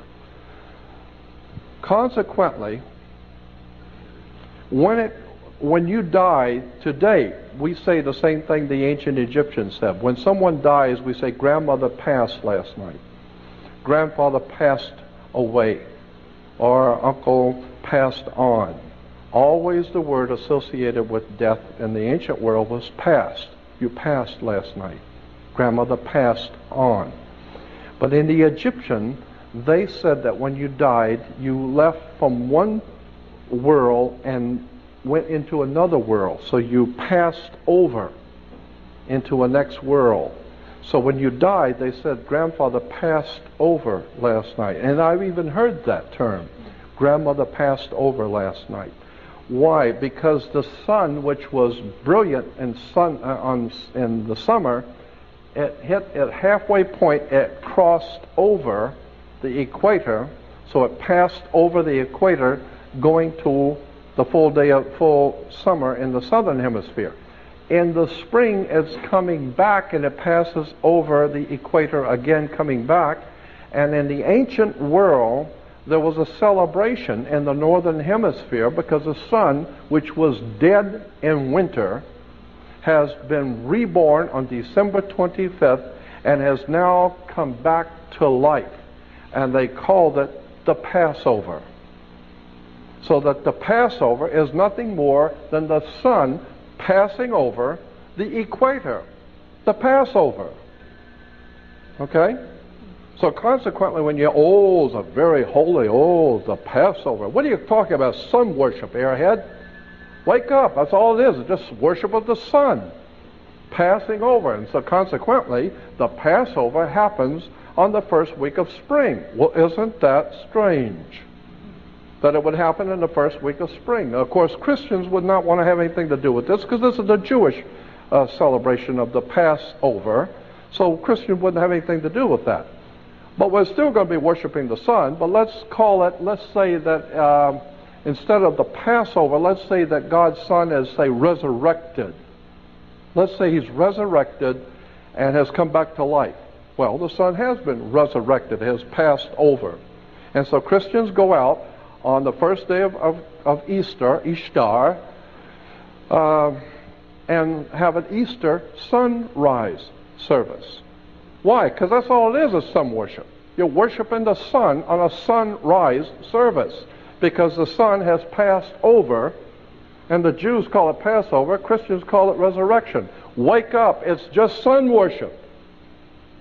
And until such time as you understand that God does not have anything to do with ignorance, it has nothing to do with the pagantry and all the crap that we have been fed by government, religion, politics, church, and all of it. It's all manipulation.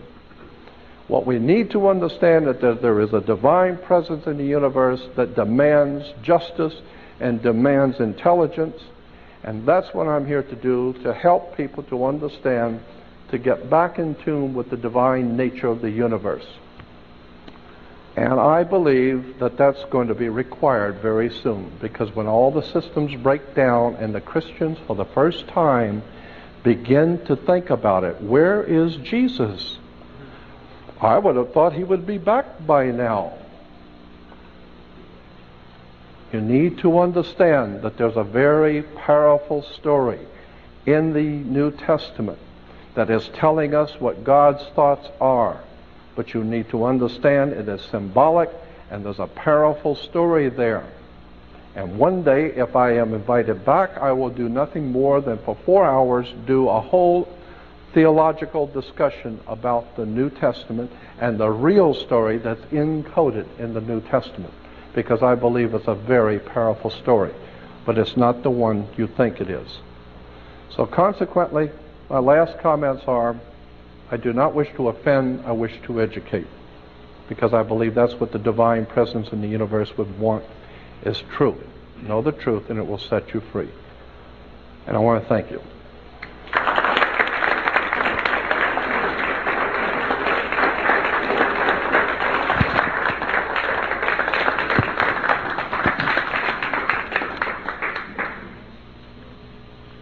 Oh, do we have any questions?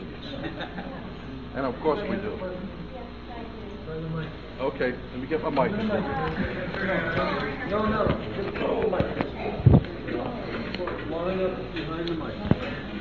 And remember, just because you got questions, that does not necessarily mean I can answer them.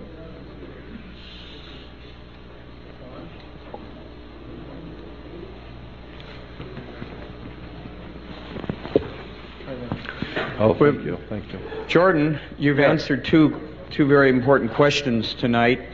I now know what who Ohm refers to, OMM, in the movie THX 1138, who George Lucas very, very cleverly put in as the god of that whole society that they talked to and who they addressed. And I also now understand why there was a dome in the original Daystar story, and I now know why that was not allowed to ever make it to the screen, and you told me it probably wasn't ready, there was something missing. I now know what the dome means, and here I put it in there, I didn't even know what it meant. Right. Thank you. Now I want to ask you, till the Daystar shines. Yes. Can you talk a little bit about what Peter meant when he wrote that? And the Daystar rises in your heart. Peter said to continue until the day star rises in your heart. The word day star, Lucifer. Lucifer is the day star. Lucifer is nothing more than the planet Venus. Go look it up in Encyclopedia Britannica. Lucifer is Venus. And Lucifer, being Venus, was the light bringer. And the ancient Roman religion, that's actually based on the ancient Egyptian, just in the morning, the early morning, the priest in the city of On and all the ancient priests who were sun worshippers would go out at 4 o'clock in the morning, 3:30 to 4, and face the east, and when they would see the planet Venus rising, it's a beautiful, if you've ever been up at 4 o'clock in the morning to see Venus, it's magnificent. It's a beautiful, bright sky and the light in the sky. And the ancient peoples realized that when you see that star rising, the sun is right behind it. So it announced the coming of the sun. So it was a beautiful announcer, for the sun was coming. And so it was called Lucifer. Lucifer was the bringer of the dawn, the bringer of the light, and it's called the day star. The day star is the star that brings the day. Day star. Lucifer is nothing more than the planet Venus. Period. Go look at any encyclopedia, go look up in any reference work, I don't care if it's Catholic, Protestant, any Bible reference work, it'll all tell you, all of them, they will tell you Lucifer is nothing more than the planet Venus.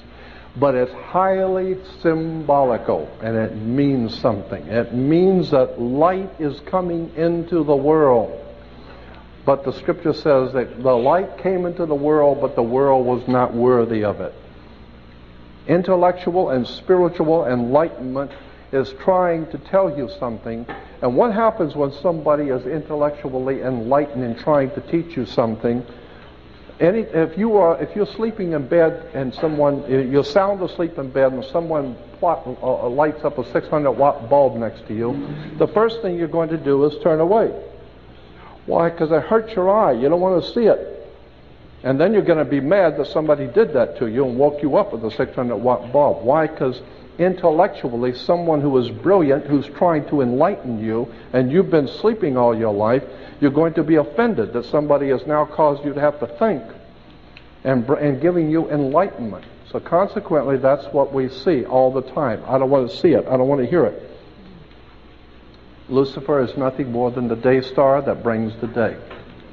And it's been misused and misunderstood. Is there a virtuous day star? Oh, yes. Thank you. Yeah. Symbolically, there's a very powerful story in the symbolism of Lucifer, the day star, who brings the light of day.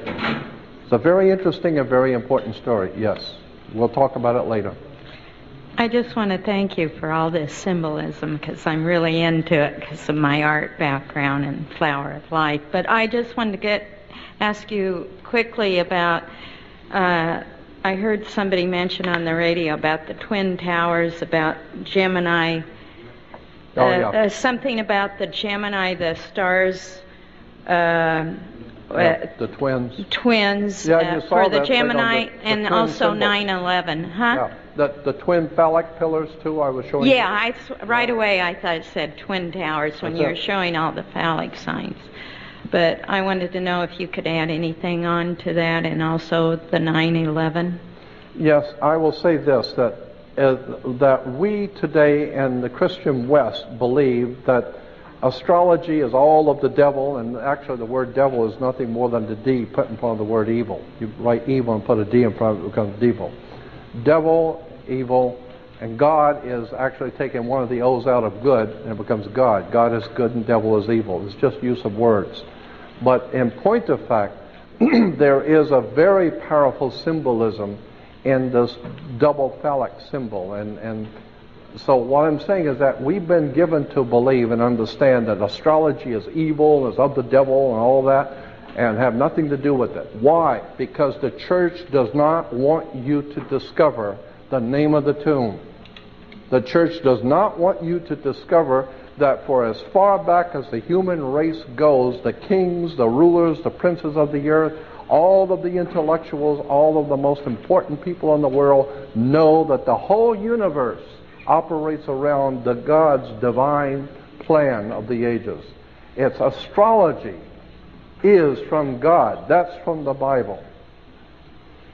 And consequently, until we have the proper respect for original astrological concepts, we're never going to figure out what these symbols mean and why we're in the trouble we are today. Astrology is a very powerful symbol. And it was used by the ancient Hebrews, it was used by the ancient Christians. And why do you think you have in the Bible, the Old Testament, the 12 brothers of Joseph, and the 12 tribes of Israel, and the 12 apostles? What are you talking about? 12, 12, 12. Why 12? It's the 12 signs of the zodiac, the 12 hours of day, the 12 hours of night. God's Son, that's why 13 is an unlucky number. God's Son, with His chosen 12, is a divine number in heaven, 13. So consequently, the whole of Western civilization is based, all religion is based on astrology. We just don't know that. And that's why the church has told you, have nothing to do with it, because they don't want you to know the real truth. We need to understand astrology is the basis for all religions in the world. And then the 9/11? The 9/11, I could get into that too, but... Another time? Yeah, another time, because Okay. it would require too much. Okay, thank you. Yeah. The only thing I would say is that my phone number is 505-9911. 9/11, that's my new phone number. 505-9911. 9/11. Anyway.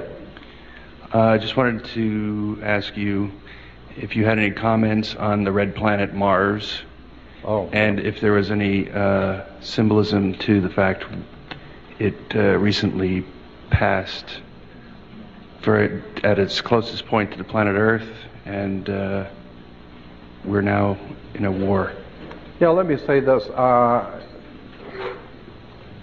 opens up a whole can of worms, because I met many times, but I met up in Oakland.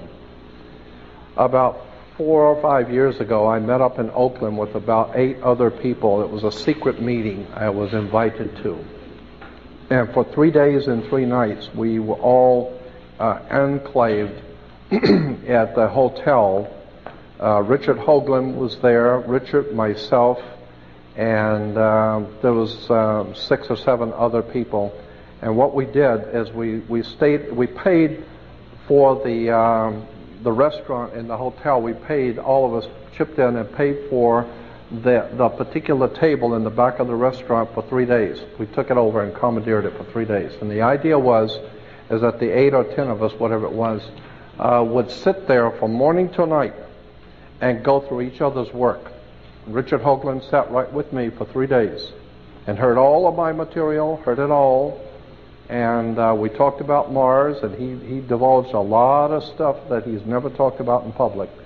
And that was a very fascinating time. Incidentally, he went on Art Bell and was talking about all the Masonic symbolism at NASA and all that stuff. And that was my stuff. I'm the one that told him that. And I called him after I heard him on Art Bell. I called him and said, I told him, I said, Richard, it was great, sensational. I said, where'd you get all that information? He said, oh, well, I got it from you. I said, you got it from me? 3 hours I sat and listened to you on Art Bell. I didn't hear my name. Did I hear my name? I was wondering where you must have got that from. I thought we had an arrangement. What we said up there in San Francisco, up in Oakland, was not ever to be discussed in public. Right? So I'm the one that brought David Icke to America, incidentally. So if you like David Icke, I'm the one that brought him here. If you don't, I'm the one that brought him here, and I'm not very happy about that. I'm very unhappy with David Icke. But anyway, Thank you. Yeah, I brought David Icke to America, and I financed him to make him a star. I see him today; he doesn't even talk to me, doesn't even say hello. But Mars, yeah, I think that there's a whole story about Mars that has not been told, and it's going to come out.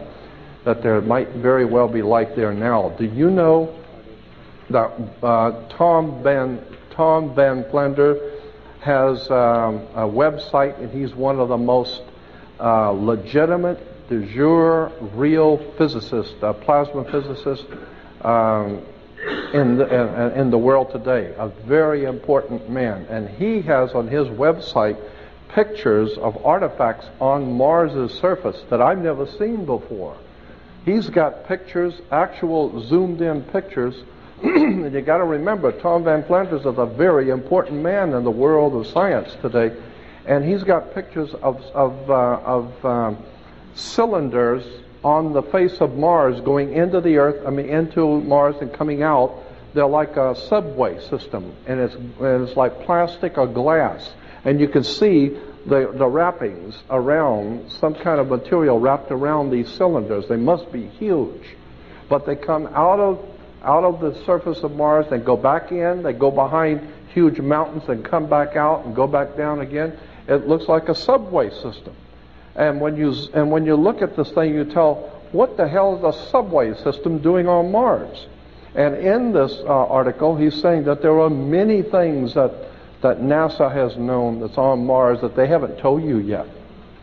Subway systems, and this is very highly technical, the way he explained it, to be able to do what whoever this was that did it, to be able to build around mountains and sweep down into the ground, come back out over here, go around the mountain over here and come back in. Who knows how to build subway systems like that? And you can see through them. You can actually see through them. So they're either plastic or glass or plexiglass or something. I think that there's a lot more going on the planet Mars right now, and there may even be a civilization there now watching us. Maybe that's where we came from originally. I've sat with I sent Zachariah Sitchin around the world, I think 6-7 times. I sent him to Egypt, I sent him to Mazatlan, I sent him to Turkey, I sent him to Israel, I sent him to Egypt. I sent Zachariah to 7 countries of the world. I did it personally. I sent him. And I was going to do a 13-week mini-series with Zachariah. And Zachariah is sensational. I love him. But I did a contract with Zachariah where my company in San Diego was going to finance a 13-week mini-series we were going to sell to PBS. And he agreed to do it. And we sent him to 7 different countries. And then the poor mentally deranged moron that I was working with that held the checkbook decided one halfway through the project that she didn't want to finance it anymore. She didn't want to do it anymore. That's it. And I had to call Zachariah and tell him, Zachariah, you're not going to believe this. This woman has pulled out on us at the last minute. She's got the money, but she just decided she didn't want to do it anymore. And of course, my feeling is Zachariah Sitchin, he doesn't care. Hell, I sent him around seven countries of the world and sent him to all the best hotels and financed him and sent him all over the earth. Hey, if you got any other brilliant ideas, give me a call. He wasn't offended. But there's all kinds of people that I have been in contact with for many, many years behind the scenes that I've never told anyone. And 12 years ago, I produced a video called Matrix, Matrix of Power. And I got all kinds of phone calls from Hollywood stars, from all kinds of motion picture people, talking to me, oh man, a sensational idea of a Matrix and Matrix of Power. And then, of course, they come out with a movie called Matrix. So I've been on the cutting edge of this stuff for many years, and I have... Goldie Hawn and Kurt Russell used to get my stuff out in Santa Monica at the Mandela Books, and some of the stuff that was in my old basic slide presentation ended up in one of the movies called Stargate. I've been supplying Hollywood, and I know I've been doing it because I get phone calls from big-name movie stars saying, oh, that was sensational. Well, we ought to make a movie on that. And then a year or two later, there's a movie on it. And so last time I got a very important movie star called me and said, oh man, your stuff is sensational, I love it. Got all of your tapes. And I said, do you really like it that much? Oh yeah, sensational. I said, did you ever send me a check? You ever thought about cutting me a check? Oh, no, well, no, there's no problem. We'll do that. Yeah, I'll get around to that. No, I've never received a dime from anyone. Not even a thank you.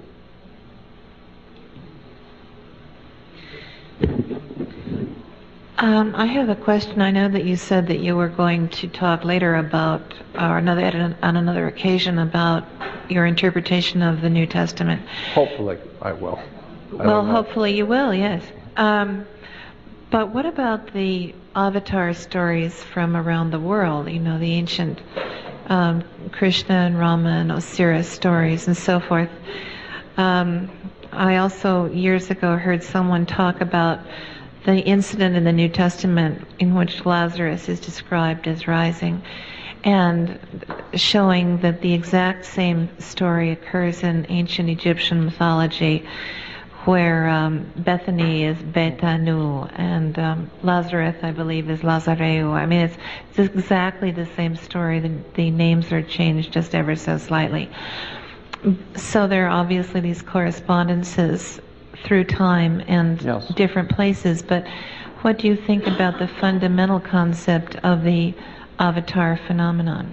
I think that Manly P. Hall said it best. He explained that whole thing in a lecture once, where there seems to be a divine mandate in heaven that in all periods of darkness, when there seems to be darkness encroaching on the human family, that the spirit of the universe calls out individual people and your spirit is moved to do something to help your fellow man, to be a teacher. And so there have always been teachers who have been called in the last and final parts of a dark time on the earth, where the universe puts it into certain people's hearts to be like an avatar, to be like a teacher.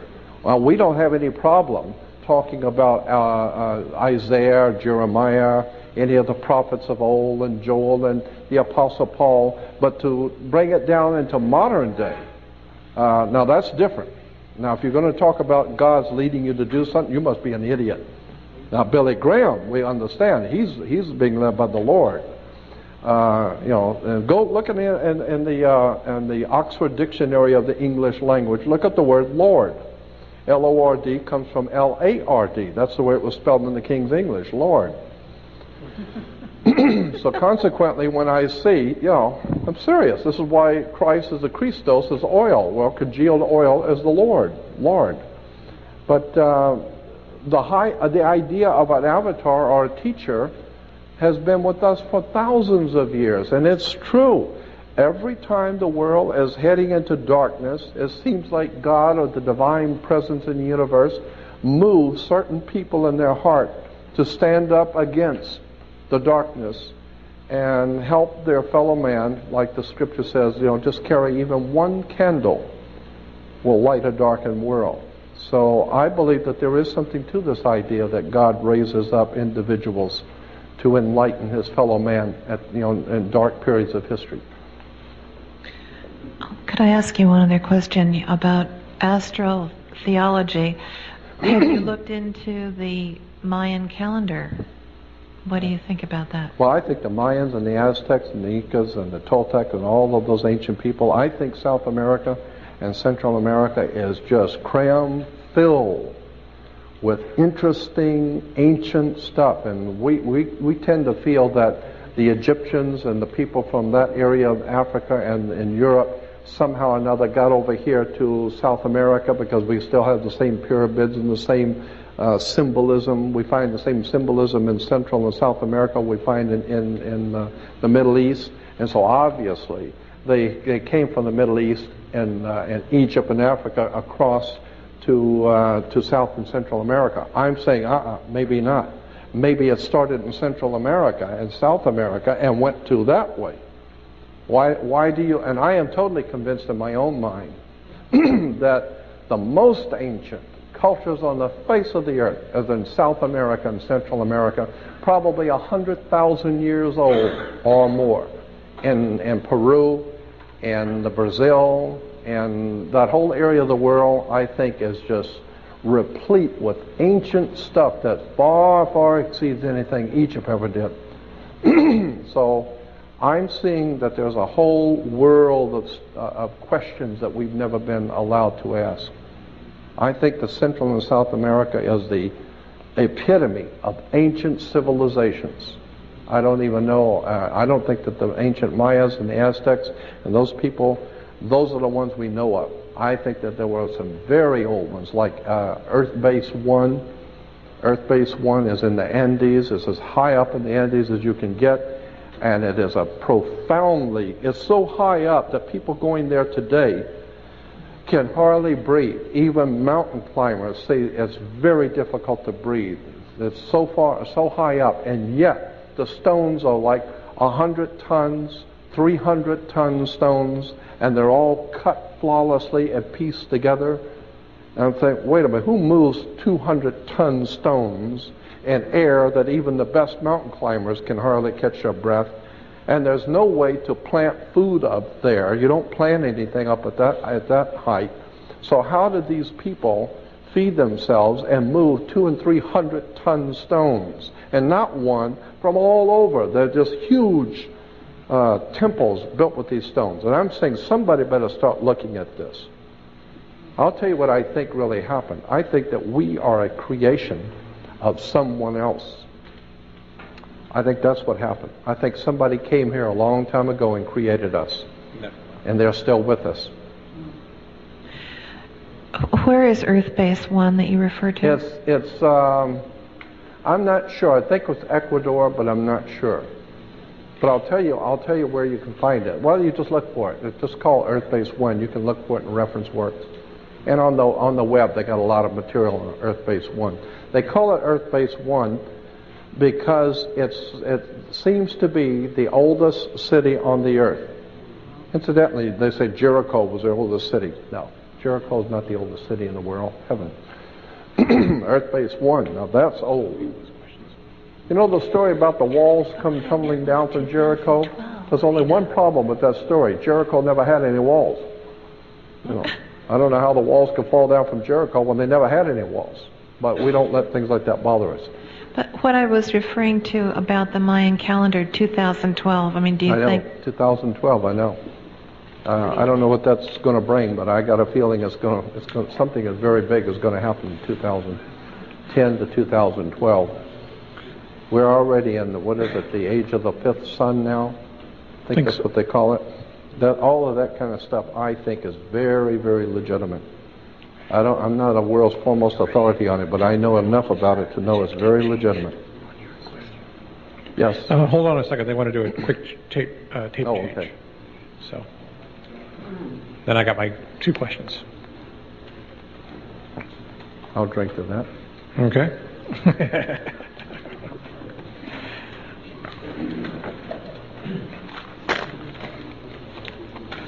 Incidentally, I did a television. I've done quite a few here lately. I did a piece for Discovery Channel. I did one for Learning Channel. I did one for Arts and Entertainment. I did one for CBS. Okay. We're rolling. Oh, okay. All right. I was just going to tell you something that happened on that. Well, go ahead, and then I'll ask occasion when I was working for. That kind of points up what the networks are all about. Well, let me just tell you very quickly. I was hired to do 3 of a 4-part series. The 4th one I didn't work on, but the 3 I did. And the 4th one was, or the one I did not work on. You may have heard about it. It's called The Incredible Discovery of Noah's Ark on CBS. I did not work on that one. That was the 3rd in the series. The first 2 was the Ancient Mysteries of the World Part 1 on CBS and Ancient Mysteries of the World Part 2. Then came the Incredible Discovery of Noah's Ark, and then came the 4th one, which is Ancient Mysteries of the World, in which Anthony Hilda was on that one with me. But the 3rd one in line I did not work on, happily, because there were a lot of lawsuits and a lot of bad blood because of that, and the production company out of Utah went broke because of it, because of the lawsuits. And the reason why is because a lot of atheists and agnostics and humanist organizations and people around the country got really upset because CBS did not put a disclaimer saying that this is just entertainment. We didn't really find Noah's Ark. But they didn't do that. They said the incredible discovery of Noah's Ark. And they went on to show, here's the pictures of Noah's Ark, and it was so ludicrous. It was so incredibly ludicrous. I was laughing at it. It showed the guy taking a picture of Noah's Ark, and then it said, but he fell off the ledge, and they couldn't find him because he died in the snow, and so that's why they don't have the camera in the original picture. And I'm thinking, well, if you don't have the original picture, what the hell are we looking at then? You know, and well, what are we looking at if you don't have the original picture? And so consequently, I was called back to work on the fourth one, and so I asked the field director, I said, did you guys got a lot of heat from that last one you did on the incredible discovery of Noah's Ark? He said, yeah, a lot of lawsuits and a lot of stuff. And I said, did you guys really find Noah's Ark? And he said, come on, this is America. You don't have to be intelligent here. This is just entertainment. You know, this is America, my God. This is not Europe. You know, you don't have to be intelligent here. You just tell the people what they want to hear. And I thought, wow, that's that was over dinner with the whole crew. And I asked him, you really find? He said, come on. We tell the people what they want to hear. This is CBS. It's just the money. It's just a business, okay? We tell people what they want to hear. So that tells you something about CBS and the rest of them. Well, it's Hollywood.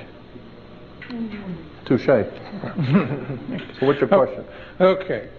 My old friend, my good friend. First one, I want to make a note about Darth Vader. He's also Lord of Sith, S-I-T-H. Good. I follow the Star Wars stuff, so I figured I'd want to give you that pointer there. Throw that one in, okay.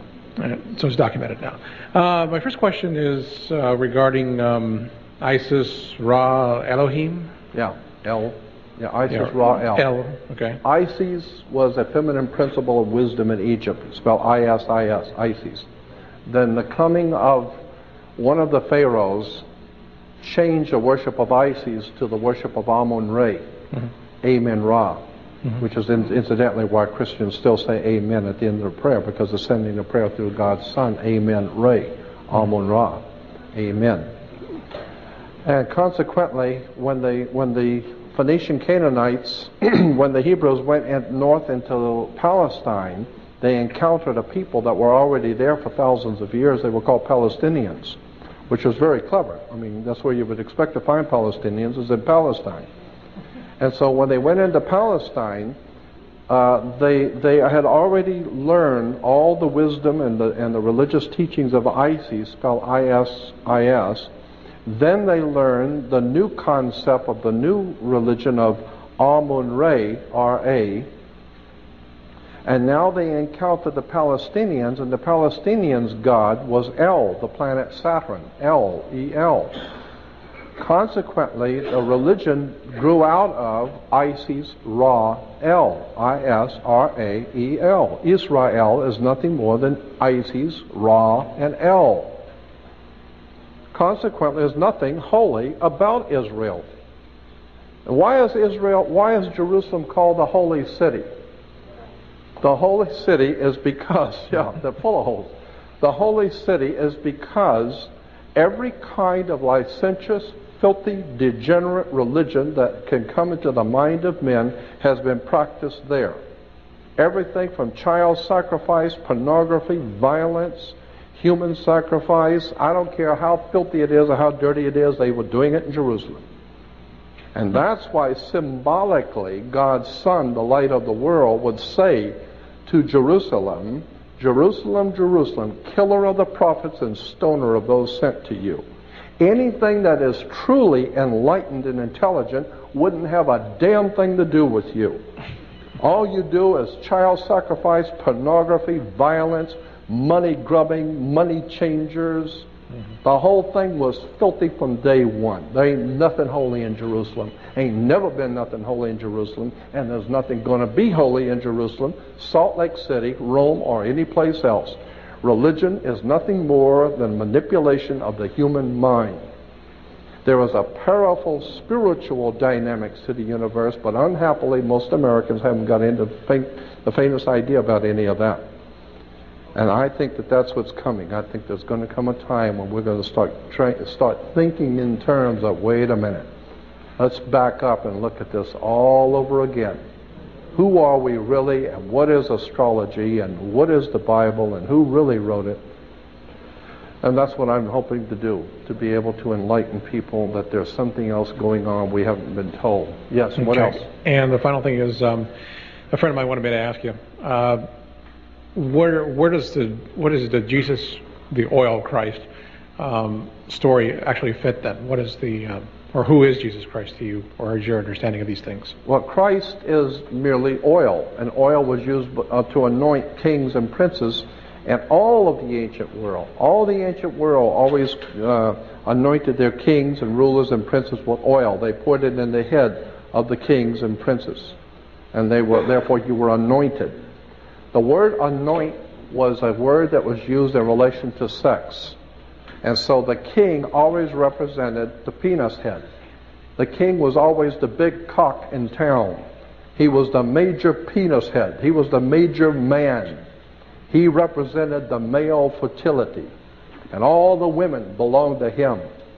He was the king. So he represented the male phallic. And in the ancient world, they always lubricated the head of the male phallic in sex. So that's why you would anoint the head of the king. The head of the king represents the head of the penis, because the whole concept of man ruling is a sexual thing. It's been around for thousands of years, the war between male and female. That's a war going on between male and female. And in the patriarchal system of things, the king represented the male phallic. And we got a bunch of penis heads still running in Washington, D.C. They're all a bunch of penis heads. They think with their penis. They think with their penis. That's all they are. That's all. You know, Bill Clinton, he thinks he's the only one. That whole thing is filthy. It's nothing more than sex and power. We're talking about mafia, sex, drugs, entertainment, buying and selling. Anyway. Hello, Jordan. I hope I don't offend anyone.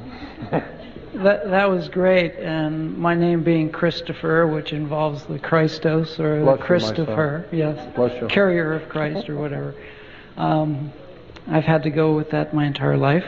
I think it's a wonderful name. I think it's a wonderful name. It made me think there when you were talking about it, how, you know, oil, of course, to the ancient world was also things that kept an artificial light going in the darkness. Exactly. So that's probably where that applies.